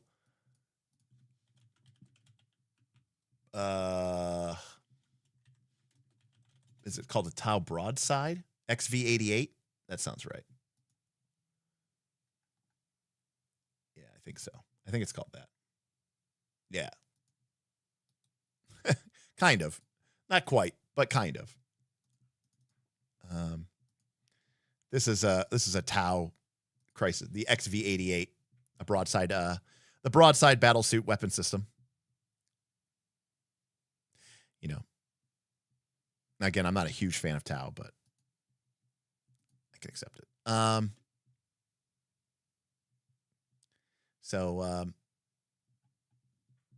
see here. Sebastian says, I do feel you on the distaste for humanoid mechs holding guns and such. It just doesn't hit the cool button. So this is a massive frame. It's size 3. It's got 2 points of armor. High hit points, a lot of recoveries, slow as fuck, speed 2. It does have resistance to explosive damage, so it takes half. It can't be pushed, pulled, knocked prone or something by smaller mechs. This is sick. Adjacent allied characters can use it for hard cover. That's cool. It gets a penalty die or whatever, challenge die for agility checks and saves. It's got 2 mains and a heavy mount. And This is its core system. It's overdrive. It's charge rail gun. Just out of curiosity, are all the frames that you don't get the frame until the second license? If so, I actually kind of like that. I like that you kind of have to like invest in the frame first, then you get frame 2. Oh, cool, Pathwo. It's the only size 3 mech in the game. That's kind of cool. That thing's a big beast. Well, then that is not nearly as big as I thought it was, because like I would think it would be a lot bigger. Like, I mean, this human is pretty well. Let's see here. So when activated, you start charging their Apocalypse Rail, an incredibly powerful ship-to-ship long spool weapon. Gain an Apocalypse die. D6 starting at 4. At the each of your turns, lower the value of it by 1. If you move, it resets to 4. If the value is between 1 or 3, you can attack on your turn with the Apocalypse Rail as a full action, but can't do anything else. It's a ranged weapon with a blast 2 area and a profile determined by the current value of the die. If the value is 3, it's range 20, 2d6 explosives. Objects take 20 armor-piercing explosive damage, and then the blast cloud lingers, providing soft cover. If it's at value 2, it's 25 spaces, 3d6 damage, 40 damage to all the objects. Everything in here becomes shredded and impaired. And if it's at value 1, it's 30 range, 46 damage, 100 damage to objects, shredded, stunned, the ground becomes difficult terrain, and everything's on fire. It can't even be fired. It's got a minimum targeting difference. And after an attack with the Apocalypse Rail, it resets to 4. If you reach the end of the scene without reusing it, you regain your combat piece. At the end of the scene, lose the Apocalypse die, and the Apocalypse Rail stops charging. Dr. Petropolis says, rail rifles, be still my Tau heart. Look, I appreciate the Hammerhead rifle, the Hammerhead gun. I mean, that's pretty cool. I mean, that's a big weapon for sure. That's pretty cool. Do all of the techs now to the point that was being discussed earlier, would you ever take the Barbarossa if you didn't have access to this core power? Probably not. Core system or whatever. No, I mean, this is a mech that's kind of about this. But at the same time, if you're on a mission and that mission consists of, let's say, 3 or 4 fights, let's say 5 fights, you're only going to get to use this once. That means if you played once a week, then once every month and a half, you would get to fire this weapon. So it's a little hard to say that the mech is pointless without the railgun, because I do agree with you. It's kind of the whole point of the mech. But also, if you're playing a 4 or 5 combat mech, or 4 or 5 combat mission, you might only get to fire this thing once every month, once every 5 or 6 weeks, you know? So that's my point about the core powers, you know? But you'll be able to put a railgun-sized hole in several targets every 5 or 6 weeks. Now, I'm not saying that the mech is completely pointless. In fact, I'm not saying that, Thin Wizzy. People were saying that in chat when I was talking about, you know, but it is its signature. There are going to be some sit reps that it's impossible to use it on, but you're sure going to try. That's fair. So yeah, you know, look, I mean, a lot. I mean, if I had to rank them, Horus is my least favorite. SSC is my second least favorite. And my favorite is definitely going to be the Harrison or whatever the fuck it's called. Is that what it's called? Harrison? Yeah. Harrison is my favorite.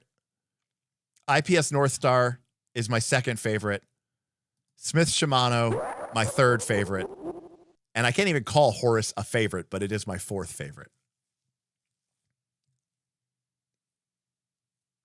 So, Karama, I know we're concerned about Mega Game. Thank you for the super chat. I know we're concerned about Mega Game balance, but also this would be a winter session Southern Beaches analog, right? It would be. I mean, Southern Beaches was a full season, Karama, so the more correct analog would be Northman Challenge or Path Builder Extreme. Balance wasn't really the point there either, right? Pew pew, lasers, etc.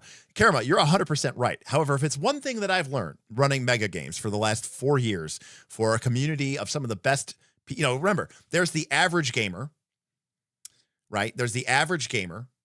Then there's the average gamer that doesn't just play 5e, right? Which is a step above. I'm not saying that they're better, but they just have a little bit more perspective. They're playing different games, So you have the average gamer. Then you have the average gamer that isn't playing 5e. Then you have the Knights of Last Call community members. And I do think that they are a step above. I'm not trying to put them on too high of a pedestal, but I do think that they have a lot more perspective about what these games are about. So I do put them at a higher tier of quality of player, quality of game master. However, even they lose their shit when stuff doesn't go their way. And things are unfair or unbalanced, or this GM put their chocolate in my peanut butter. I can't believe that you gave this player that ability. I made this cool fight and they just destroyed it with their powers. I mean, it is an unstoppable, it is an unavoidable fact that when you're playing a mega game and the GM makes something, and then players come in and just embarrass or face roll the GM's carefully constructed thing, especially when they do it using powers or abilities or items or whatever that were granted from other community members or from the game system itself. Not like the actual rules as written game system, but like from the overlords or the GM council. That GM will be very upset. And that's just the way it is. It's just the way it goes. So while I am okay with that, I do know that a GM would join this game. They'd make a combat. A bunch of players would come in. They'd, all pop their CPs. They would embarrass the fight. And the GM would be like, well, that wasn't fun. These things are a problem and they need to go. And then I'd be like, okay, we're getting rid of CPs. And everyone would be like, what's the point of playing the game if there's no CPs? And that's why I'm like, I don't know if we can figure out a solution for this that will enable us to actually play this in a satisfactory mega game. So. Mike, that is Boothby. Yeah, but Boothby is G-Pote. He's the greatest player of all time. And then we have the index, and then we have some characters. Oh, by the way, the character sheets, somehow I didn't know that Beacon could have a worse character sheet, but Lancer did it. These are terrible character sheets. I don't even know that this is particularly helpful. Core, post-balance mindsets are completely fine when you're the GM and you're the only GM. Core, there's that is a completely separate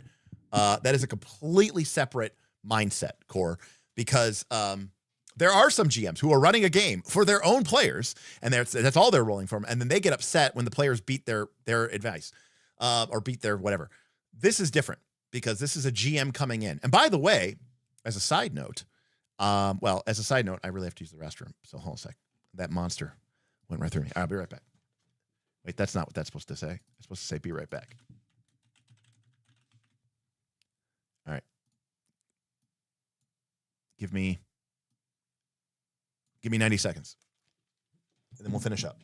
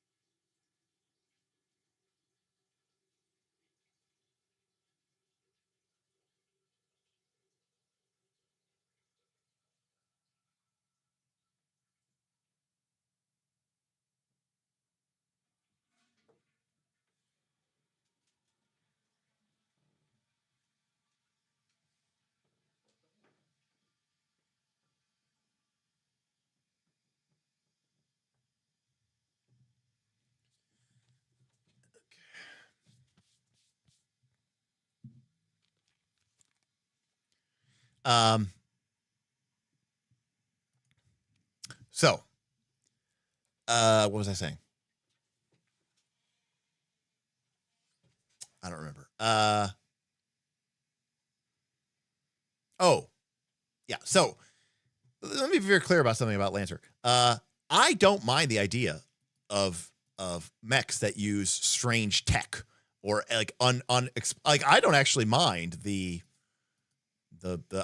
Ushabti Omnigun. I think that's actually really cool. And I agree that actually provides a really cool comparison to, to Battletech where, everything kind of fires the same kind of weapons. I actually think that's pretty neat. I just don't like the form factor. I just think that having some sort of weird spindly creature thing, I'm not even sure where the pilot goes in this thing because it's size 1. So like, I don't know where the pilot is in that thing. Is the pilot also crawling around, or something like that? So yeah, the aesthetics are horrible. So I don't actually mind that it's this like weird dark science tech. I actually think the dark science tech edge of Horus is really neat. I was just really focusing on all the just the aesthetic of the art. So that was a choice.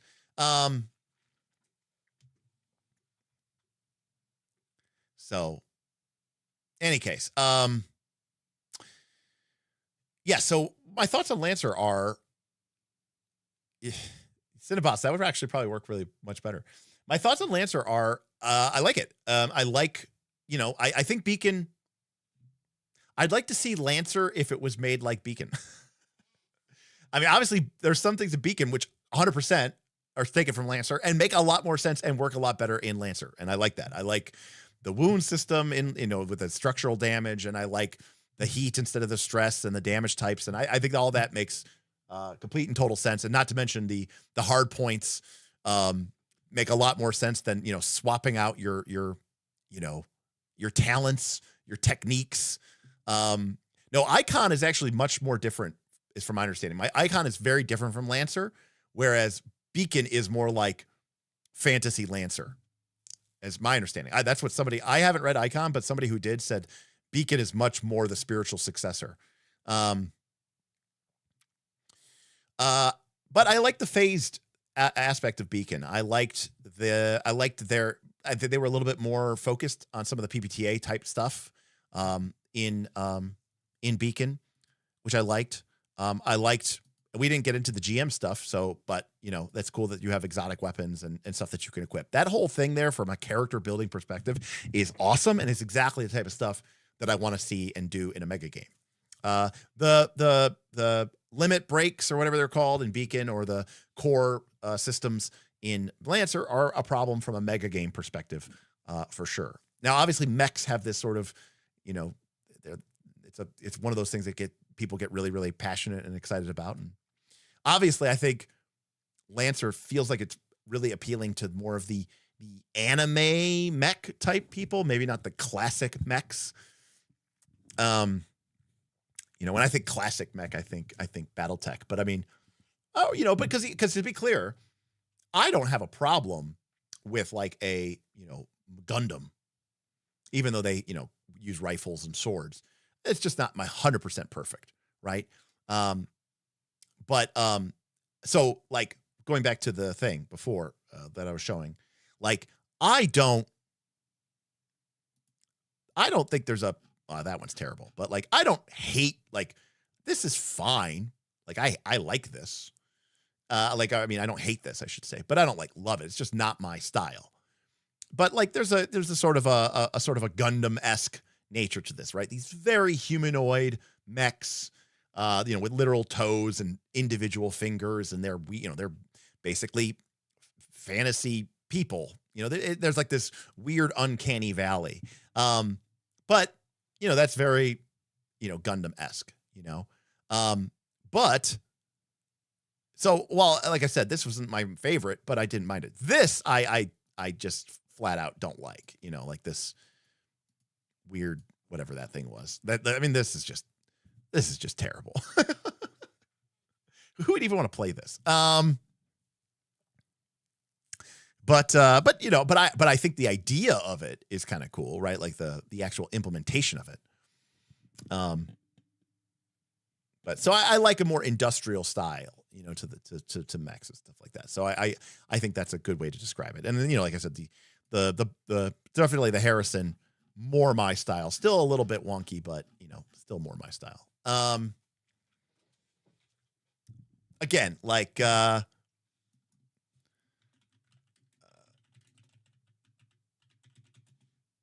know, if we're talking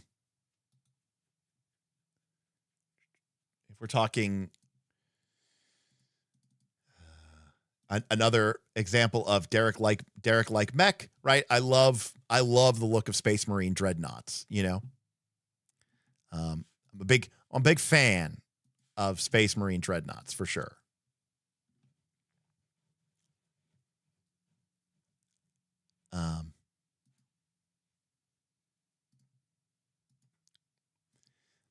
And yet you hated the Lancaster. This thing's terrible.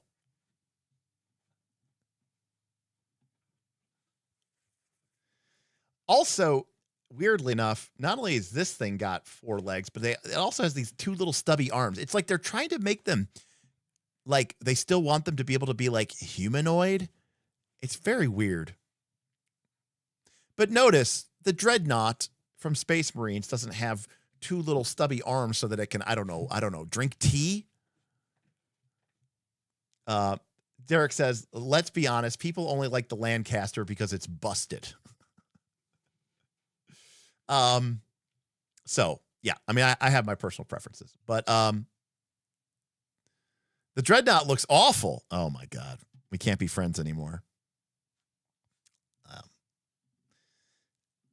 You know, Battletech, it's a Boston Dynamics big dog. Sean, that's exactly a great way to describe it. And maybe that's realistic, but I think it's terrible. So,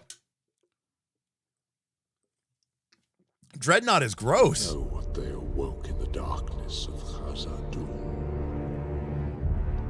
Shadow and flare. Calderiart tipped $3. Show them those really big Warhammer 40k mechs. The ones that need their own massive crew of people to operate. I forget what they are called. They are called way bigger than the Dreadnoughts. Yeah, you're talking about Titans. So let's take a look here.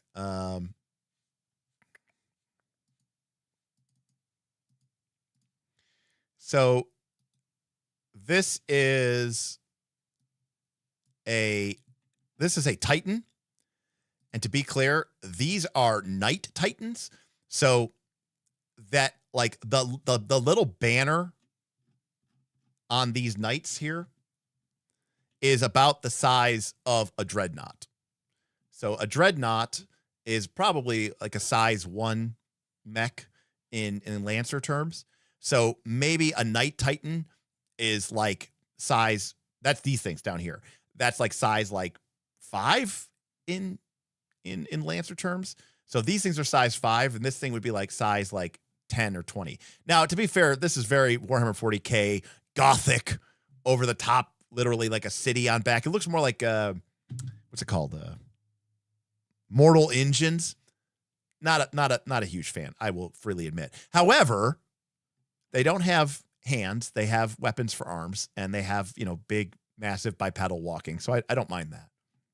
But it's got that 40k gothic look to it, which I think is a little bit weird. They do that with their ships too. I'm not a huge fan of the design of Titans. I don't mind the Knight Titans. Lobster Roll says Zoids. Let's see, we gotta go.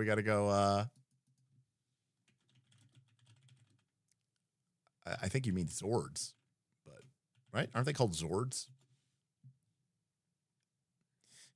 Go Power Ranger.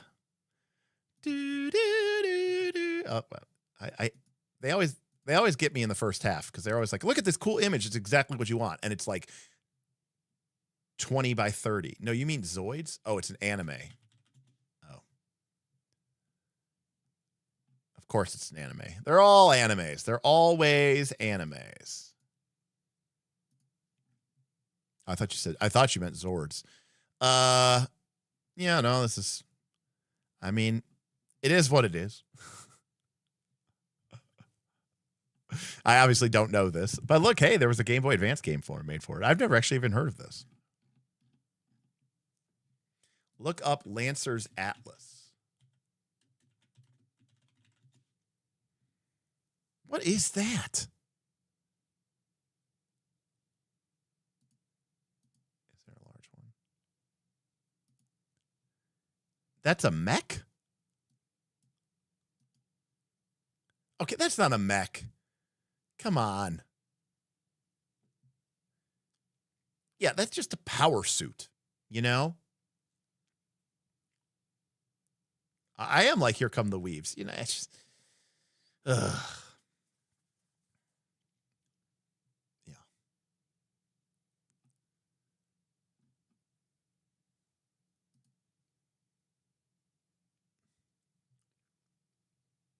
Now, what I am interested in, and I think would be kind of cool, and you guys can answer me, because I didn't look at the GM section. I'm assuming the GM section works a lot like the Beacon, right? Where you have, you know, different NPC types and you can build creatures.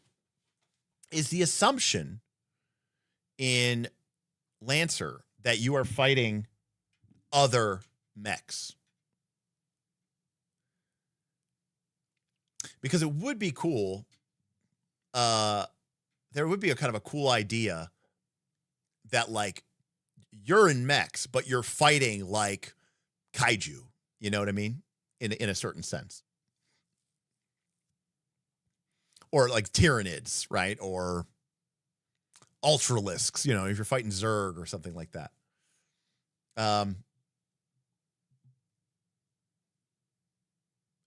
Which I think would be kind of cool. There are kaiju types. That's kind of cool. That's neat. Because I think that'd be kind of fun for you guys to be the underdogs and fighting against an alien force, right? Much more like, you know, heroic people in their mech suits against, you know, the Flood, or, you know, insert random or the Zerg Swarm, or the Tyranid hive mind, or whatever, you know, insert random horrible biological entities here, right? Dr. Metropolis says, my nostalgia is for Ghost in the Shell, Zoids, and Gundam. Different touch points. Neat that we're different. Oh, yes. For sure. Again, for me, for my money, the Timberwolf or the Mad Cat. This is what a mech. This is what a mech is supposed to be. Okay, for my money, this is what a mech. Now that says that was 1,400 by. So why is that so small? Oh, because it was on Instagram, and Instagram fucks you every time. You know, it's got the great, it's got the perfect. It's got an actual cockpit, you know, where a human being could pilot a mech, you know. It's got weapon systems. It's got feet that are designed for, you know, a massive bipedal tank that's walking around, not toes. It's the right size. It's got missile pod launchers. I don't know. This one looks like it's just got lasers. It's very, you know, it's practical. It's mechanical. Now, to be fair, this is also representing a world in which mechs are assembled, right? Not 3D printed, you know. But yeah. Well, again, I mean, we were looking at some of those mechs, and we were debating where a pilot would even be in them, you know. For me, I guess that's what it comes down to. A mech should look like a vehicle. That's what it should. I mean, for me, when you talk about a pilot, when I think of someone piloting a mech, I think of someone in a vehicle. And some of those don't look like vehicles to me. Some of them look like suits. Like, I wouldn't say that if you're a medieval knight, I wouldn't say you're piloting your armor, right? I would say you're wearing your armor, right? So, right. So again, there's like, you know, that I wouldn't say that a knight is piloting his armor. I would say that a knight is wearing his armor. And similarly, when, Dr. Metropolis, you're mentioning a submarine. A great point, right? Now, a submarine's a bad example because, it's underwater and doesn't have windows. But that is, I don't think what we would probably determine. Most people would not imagine I would not call a submarine a mech either. So for me, a mech is a vehicle. Vehicles are piloted. Pilots need a cockpit, et cetera, et cetera. So does the knight pilot its horse? Now, again, there is, we get into the idea of like the Gundam, and then there's, a pilot in the chest or whatever like that, and they have their sensor systems or whatever. And, things start to, and again, like I said, I make certain exceptions for Gundam. It's like, you know what, Lionshead, I appreciate that you are the exception that proves the rule. I'm like, who would want to do that? And you're like, oh, I totally want to make a submarine mech. I pilot my horse. But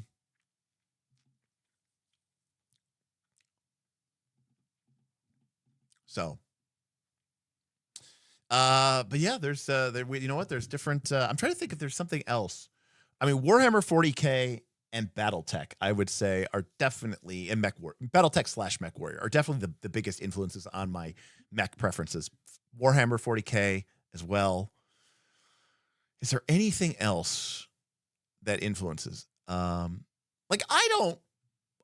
guess, Gears, and to be fair, Gears are pretty anime looking, right? From Xenosaga, Xenogears, right? That, like I said, I grew up, I never watched Robotech or Macross or whatever is it called, but I used to watch Gundam and Voltron, and so I'm basically familiar with the idea of the humanoid mech. That's kind of a human, but it very clearly was, a big humanoid looking thing with a pilot in it, which I could, at least get behind. But shout out to my boy Faye. Oh, it's so long ago.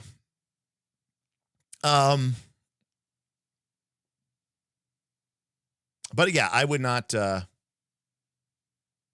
but hey, who am I to say? Now the question is, can Lancer work as a mega game? I don't know. Because the game, basically the question is, because again, it has to be a single session mission. And I think people feel very passionately about their core systems. And I think having them is problematic. Not having them might be problematic as well. The other thing to remember too is these mega games tend to be pretty quick. In this case, it's literally going to be probably something that's 12 weeks, which works out really well because the game has 12 levels. I don't know, but we can't do Beacon. Now, the problem is Lancer apparently has a really decent Foundry implementation, but if you've been watching the last week and you watched me on Roll for Combat, I went on a rant about how it's horrible that all of these game systems, unfortunately, rely very much on people playing their games by using VTT support. But the game system itself does not support the VTT, right? A third party, usually a volunteer, a really active fan who happens to be really good at JavaScript, decides to make a system. It's awesome. Unfortunately, they're not paid. They are under no financial or pressure to build it. They may have built it because they had a lot of time. Maybe they're unemployed or underemployed, or they just had a lot of free time. Maybe they had a kid and now they don't have as much time. And that means that when, say, Foundry updates to version 13, the Lancer system is stuck in version 13 or version 12.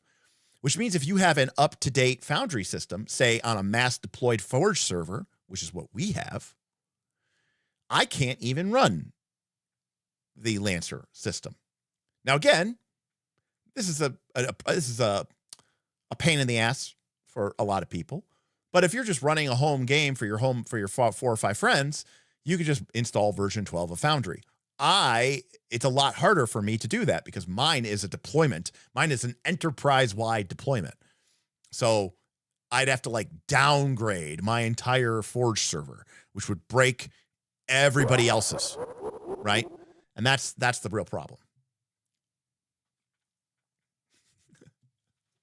Hey, Lion's Head, thank you so much for that extremely generous super chat. I'm putting this in the Trespasser Deep Dive Mega Game Fun. Also, thanks for putting up with me. I chat a lot when I catch these live rad community. Lion's Head, that's why. I mean, I'm frustrated that I can't click on. I basically feel like I can't stream when I can't click on your title, your messages, and really call them out and shout them out. The reason I live stream more so than any other reason is because I hate the idea of me just saying something to the camera for 10 minutes and then just putting that message out there and just leaving it to it. I much prefer the back and forth. I much prefer, if someone has a question, ask it and I'll respond immediately. If someone doesn't understand something, ask it. I'll try to answer it immediately. And even if you're catching it later on the VOD, maybe there's someone like you who's very active and engaged and they asked the question that you were thinking of asking. And you're like, oh, I wish he would go more into detail about that. And then somebody pops up in the chat and says, wait a second, what about blank, blank, blank? And oh, Derek explains it. So I think that's really awesome and rad. So I'm right there with you. As for a Trespasser deep dive, I mean, we had Tundalus on, and we did a pretty lengthy stream about Trespasser. Now, as for a Trespasser mega game, that's a tall order. That being said, I do think Trespasser is an incredible game. I'm sure if I said that, actually, I'm going to see Tundalus next week. We're going to meet up at PAX. I'll talk to him about it because he's always seems like, no, don't play my game. I'm working on it. I'm trying to fix it. He's like me, but Tundalus is like me, but he actually produced his game. So I really respect him. Whereas I don't respect myself because he's always just like, no, why are people looking at my game? There's so many things about it. There's so many things I would change now that people are actually looking at my game. Mark Lore says, Lancer is always outdated. When they updated to version 11, version 12 was already released. And Mark Lore, I find that to be very annoying. But more than that, as an enterprise level solution, it is also very problematic for me. Because again, I have to update, I have 35 Foundry licenses on 3 different Forge servers. And there's other people who run their games on these Forge servers, and those games are responsible and get updated. And they are using modules which are responsible and get updated. So it's not, I can't afford to spin off a new Forge server and go through all the rigmarole just to get a new Forge server, just to run a dedicated server for Lancer, and so there's a systems-based problem as well. Now, we have thought, because we run so many of these games on Night's Last Call, and I pay Forge a lot of money, of just doing our own solution. And we have actually some really awesome, and as our mega games come to a close here in the next week or two, I have a dedicated team of patrons who are also network and sys engineers. And we are talking about potentially doing our own AWS or whatever hosted solution and trying to create our own Foundry-based solution. And that might give us a lot more flexibility to have things like, hey, we've got a version 12 set up, and we have a version 13 set up, and we have a version 13.5 set up, so that we can keep, these things distributed. But right now, it's not really an option for me, so we'll see. But yeah. Well, that's the thing, Dr. Metropolis. I think it has a lot of features that I think work really well as a mega game. I think Beacon is even better, but I do think there's a lot of things here that work well as a mega game for the type of people who really enjoy building and rebuilding your characters. I think that's really important, because I think that what this specifically does, Dr. Metropolis, is it creates this. What makes mega games work is not the game. What makes mega game work isn't the 3 or 4 or 5 hour session. That's just playing the game. That's just a one shot. We have some great GMs who are running some great games, but what makes a mega game great is when those games cause or demand community interaction and working together outside of that 3 or 4 or 5 hour game. So the reason that Beacon and Lancer really excite me is because a GM could post a mission and there's, 5 open slots or 4 open slots, and the players start discussing, I can go to that, it works for me. Number one, does it work for me as a human being? Can I play on Wednesday night at that time? But then when the players get signed up for it, they have to start talking amongst themselves, okay, and working with other, working within their community with the players that they're gonna play with in a couple of days. Hey, what build are you taking? Oh, I have these system modules. Oh, cool. I'm going to update this. Oh, I'm going to take my blanks. Hey guys, I have like a really sick shield build out. I can really hold our own. And another player goes, cool. I won't bring defensive stuff. Sounds like you've got that covered. I'll bring an extra weapons system or an extra system module or another weapons module. That kind of interaction, that kind of back and forth where you're communicating and talking, offline, aka when you're not actually playing the game, that is where mega games are incredibly awesome, because that's an experience, sadly, that most people don't get these days. I am lucky. I have had very active players, and it has very much been the case in my case, where over the years, we'll be playing a PF2 campaign or a PF1 campaign or something, 4th edition campaign. The session is on Friday. My players, now this is before Discord, but my players in my little 5-player group would be sitting there talking at work, because a lot of the guys worked together. They worked in the same office, but they would be talking in work. They would be talking in group chats. They'd be talking in email threads about what power they were going to take. Everyone leveled up. I was going to take this power. I was going to maybe change this power out. Oh, don't change that power. I love that power because it gives me this bonus and I'm kind of building my character around it. Okay, I'll keep that power. Or they would be saying, hey guys, where should we go in the dungeon? I was thinking we should go back to level 5 and explore that eastern wing that we never explored because we were worried about that door, but now we've gained a couple levels. I think we could take what's back there and it might be cool to explore it. Oh, that'd be cool. Yeah, I'll start thinking about what spells I'm going to take if we're going to be more in like a recon at knowledge exploration mode instead of like coming heavy, locked and loaded with a bunch of fireballs and magic missiles or whatever. They would be very active, right? The session would be Friday. My players would be talking about the game, Sunday, Monday, Tuesday, Wednesday, Thursday, and then we'd be there Friday.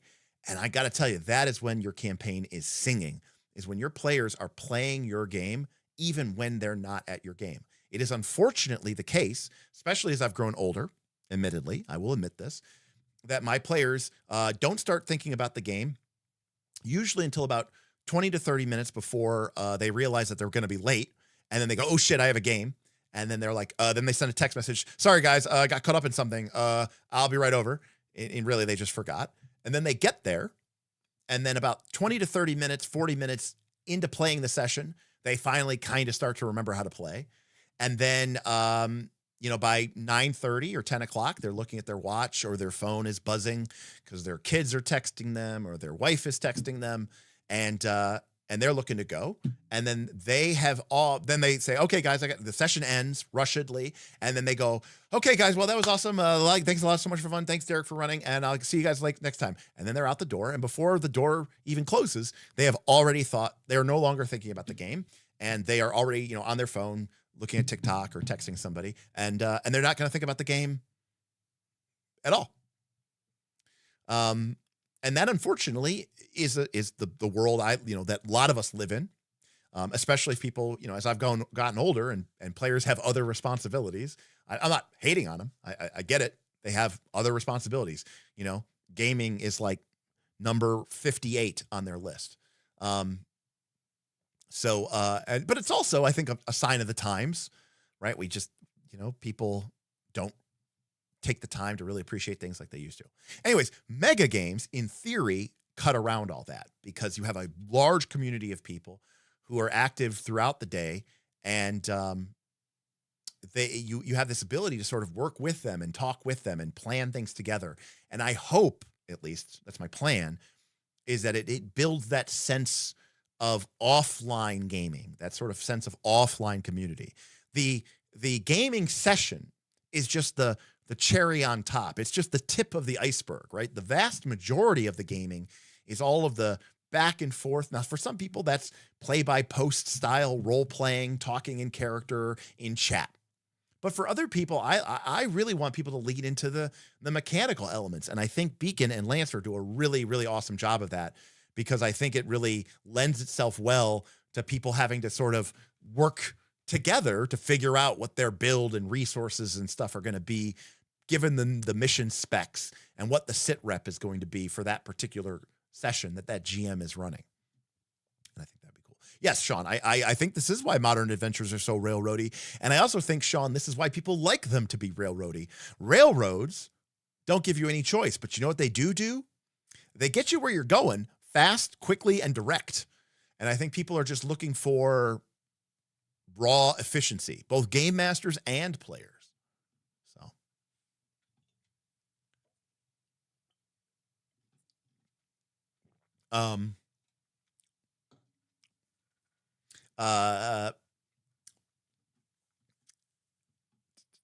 Somebody said something. Davi. So Davi was talking about his 4E players had a WhatsApp group to plan the challenge for the next week. I remember playing 3rd edition, and the group had been going through the Nightfang Spire, and the session was coming up where they were finally going to confront the big boss of the dungeon, Gulthias, a powerful vampire wizard. And the group had been making plans all week about how they were going to fight this vampire wizard. And I had basically told them, look, this vampire wizard has been scrying on you guys, and they knew this. This was not new information to them. This vampire wizard has been scrying on you guys the whole time you've been moving your way through this dungeon when he had the opportunity to do so. He knows your weaknesses. He knows your strengths. I am going to prepare this this vampire wizard spell list as if Derek was preparing it to beat you guys. I'm bringing the thunder. And the group of players got together and they said, and then when they showed up for the session, they said, Derek, we've made some plans of purchases. You're going to have to trust us. We wrote it down, so you know we're not cheating, but we can't show it to you. We just need you to approve that we've made purchases, but we don't want you to know what we bought because we don't think that would be fair. Because we made these purchases in a way that Gulthias couldn't have scryed on them. And since you're bringing the thunder and we've kind of established that this is a us versus the him fight. And I said, absolutely, 100% respect. So they had made their plans in secret. I let them basically buy magical items, consumables, scrolls without approval, trusting my players. And they wrote it down so that afterwards, if I needed to confirm that that's actually what they bought, they bought. But I just said, okay, as long as you guys followed the rules, I'm going to trust that you did. And, you know, I'll let you make your purchases. And I, Derek, won't know because that way it won't bias me. And sure enough, I did not know. And the hallmark of this was they had a dwarf barbarian named Brennard, really high constitution. And then obviously when raging, even higher constitution. And Brennard had a ton of hit points for a level, 13 or whatever they was, level 13 character. And I spent... this was a long fight. It was like an 8-hour fight. One of those classic 8-hour fights. And I probably spent the first 3 hours of this fight just trying to get Brennard down. He was by far the group's heaviest damage dealer.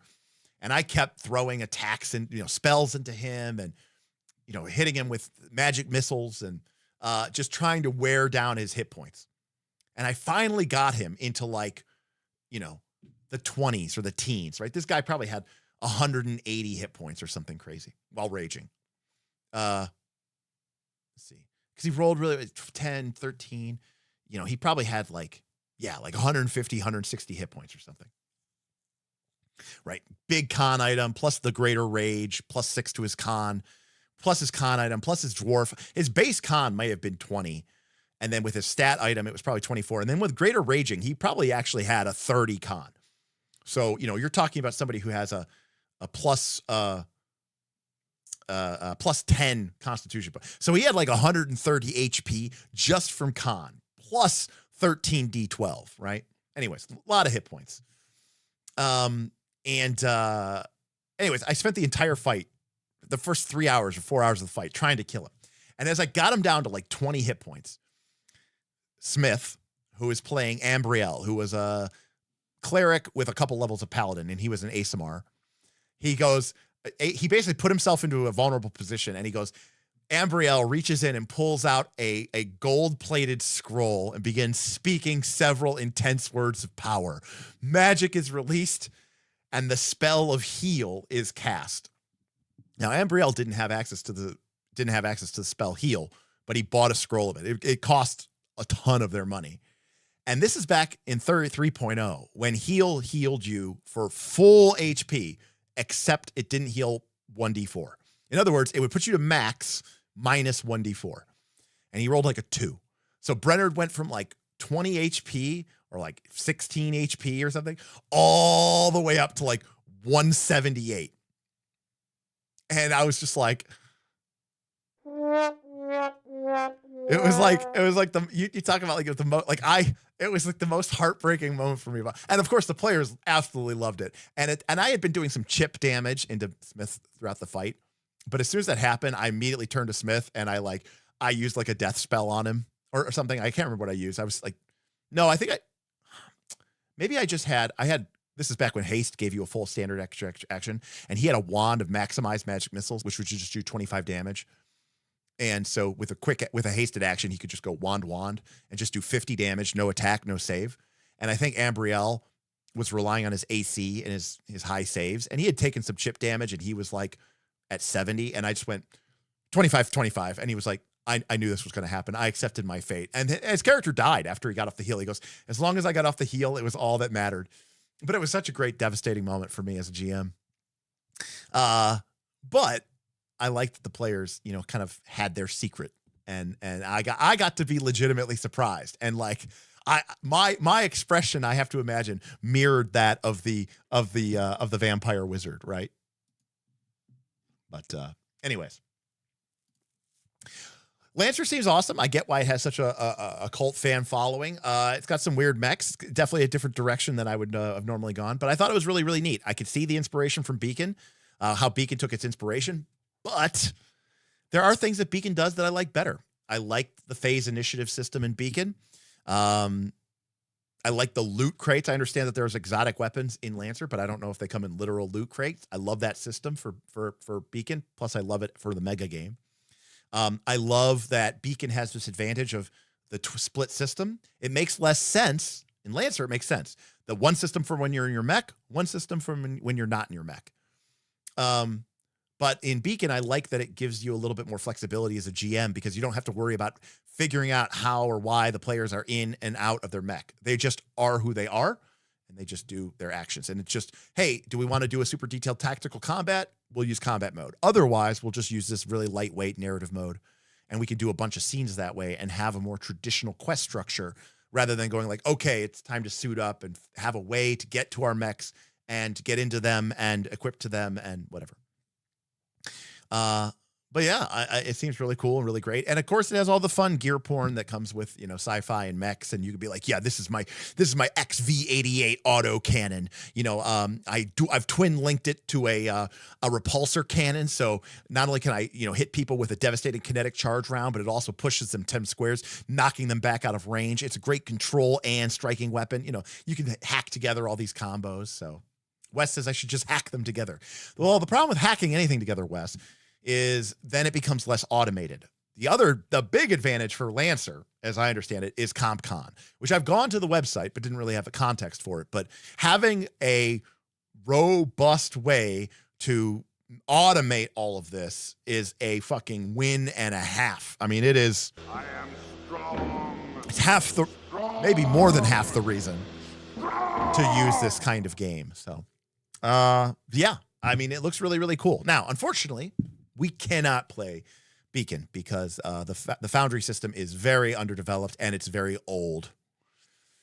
Lancer is out of date, but it's only V12 out of date. So there might be a way that we can figure out how to cobble it together. And it has CompCon. So potentially between CompCon and maybe a somewhat more up-to-date Foundry system module. And from what I understand, you can export from CompCon into Foundry, which is another huge win. Just like being able to export from Path Builder into Foundry is a huge win. So having those features makes it a lot easier, for sure. So yeah. But we do have to figure out, like, how does the game work if you're only doing one mission equals one session, or a mission is only one session long, and it probably realistically is only going to be able to have one combat. How does the game just become a big fight every session? Is there more that you can do with the restriction that, pilot mode and mech mode are different? What about core systems, and how can we, make use of that, and try to figure that out. So there's a couple of hurdles, but I am not opposed to running a mega game, and we have some very passionate people in the Discord, which is always a great thing to run as well. We also know that most of our mega games, unfortunately, do start to have a drop off when, after, week 8, after 2 months of playing, especially people who play a lot, it can be run. So the advantage of a short season is there's really no time for you to burn out, especially when the game only goes to level 12. So there's a lot of advantages there as well. So we're going to wrap it up here at the 4-hour mark.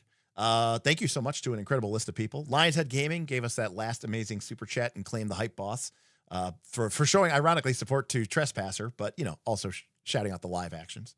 Shout out to Klobster Roll, Cal, Karima, Dr. Metropolis, Juniper, Javier, Javier, Icamos, Fooster, Apex, Onyx, and Dr. Dehart, who started off with a super chat. We did pretty well. We crushed the first look fun, and we're a good chunk of way through our support mech week. Now, remember, we have a couple more mech first looks to do before I leave for PAX U, but it should be a lot of fun. Then Wizzy says the KTB supplement adds in a bond system for narrative mode. This would open up the door for some sessions that are more narrative heavy. To be fair, Thin Wizzy, I think just the core game, if you were just in pilot mode and you were just using those very basic creative systems, I think that would work for a lot of people who want a more narrative focused game. A bond system, I'm never going to say no to a good bond system, right? So I don't know when we're going to be streaming. Looks like tomorrow's gaming is dead on arrival, as always. Tim and Smith seem to be occupado. Tim's got his kids, so he can't game, and Smith is still dealing with what he's dealing with. Hey, Roman! Thank you for becoming a member of the adventure. We really appreciate you, Roman. You are strong, strong, strong. Hope you enjoyed the loyalty badge and the extra emojis. We're going to be coming up with some new emojis in preparation for our Moria, Twitch Plays Moria with Derek solo group chat game. You thought we were interactive with chat before. Wait until we do our Moria game. I am going to have to contact the creator of this extension, though, and figure out what the hell's going on with this. I am strong. Hey, Aaron! Thank you for joining the adventure. Really appreciate it. Thank you so much for joining us here. I really appreciate you so much. Roman, thank you again for a full month of benefits. And Aaron, welcome aboard. We'd love to see you. So, Roman, I'm glad you're looking forward to the Mech stuff. It should be good. Again, we're going to do Tanner Banter 0. We're going to do some thing that Karamak put in, Century Battle Gothic G. And then if we can fill up this tip goal, we'll throw Mech Warrior in just so that we can do BattleTech. I still need to figure out Twitch emotes, obviously, but yes, at some point, Twitch emotes got to be there. I will just put PogChamp in there and call it a day, right? Maybe you can already do PogChamp, but thank you, Roman. I would highlight your message, but I can't because that's broken. So I do need to figure that out, especially if I'm going to do the Moria thing. I need to be able to highlight people's messages. I apologize that I couldn't highlight your messages tonight. But I'm excited that you got to catch a real stream, Aaron, for sure. And Mythic Bastionland, awesome. Daggerheart, awesome. Obviously, I've been on a one-ring kick, but Daggerheart, Mythic Bastionland, Fabula Ultima, Daggerheart, Mythic Bastionland, Fabula Ultima, and the One Ring are all games that are very high on my list right now, for sure. And then, of course, old favorites, like Shadow Dark for Project Shadow Deep and things like that as well. I'm not super interested in running a Shadow Dark game right now. Kind of like how I'm not super interested in running a super tactical game right now. See, as much as I'm really excited about running, a mega game of Lancer or Beacon, right now I am at a place as a game master, I don't want to run these games. I'm not interested in this hyper tactical game. Same thing with Draw Steel, Lionhead Gaming. Although I would love to revisit the game. I had a lot of fun doing that super deep dive on the classes that we did. And there's still, I don't know, maybe 5-6 classes to go. Yeah. And Codex, I haven't gotten a chance to play with Codex, but I've been a Matt Colville patron for like 4 or 5 years. So I think the patrons are getting access to it as it goes into beta. But when that is fully complete and it's fully live, I don't know. We'll see. I mean, the problem with mega games is I know everyone's like, Derek, run another mega game. They take a lot of work. Let's just say that. Yeah, there you go. I ran very few tactical games, and right now you're chilling with Slug Blaster, and chilling with Slug Blaster is great. We did a Slug Blaster first look, Aaron, if you're not familiar with that, but yeah. So if you are interested in Draw, Steel, and Codex, and you're not a patron member, you should definitely go get access now. But oh yeah, you didn't know? Oh yeah, we did a first look on Slug Blaster kick flipping over a quantum centipede. I liked what he did with the game. I thought it was really neat. I've had a chance to meet the creator as well. Seems like a good guy. So anyways, thank you everybody. We'll be back more this weekend. I'm not really doing too much. Again, I'm home alone and not much to do here. Weather's been kind of shitty, although it's supposed to warm up a little bit. But we've got mechs to handle. And again, if we can finish this up, maybe we'll finish up with a BattleTech mech warrior, and Derek can finally enjoy what he's enjoying.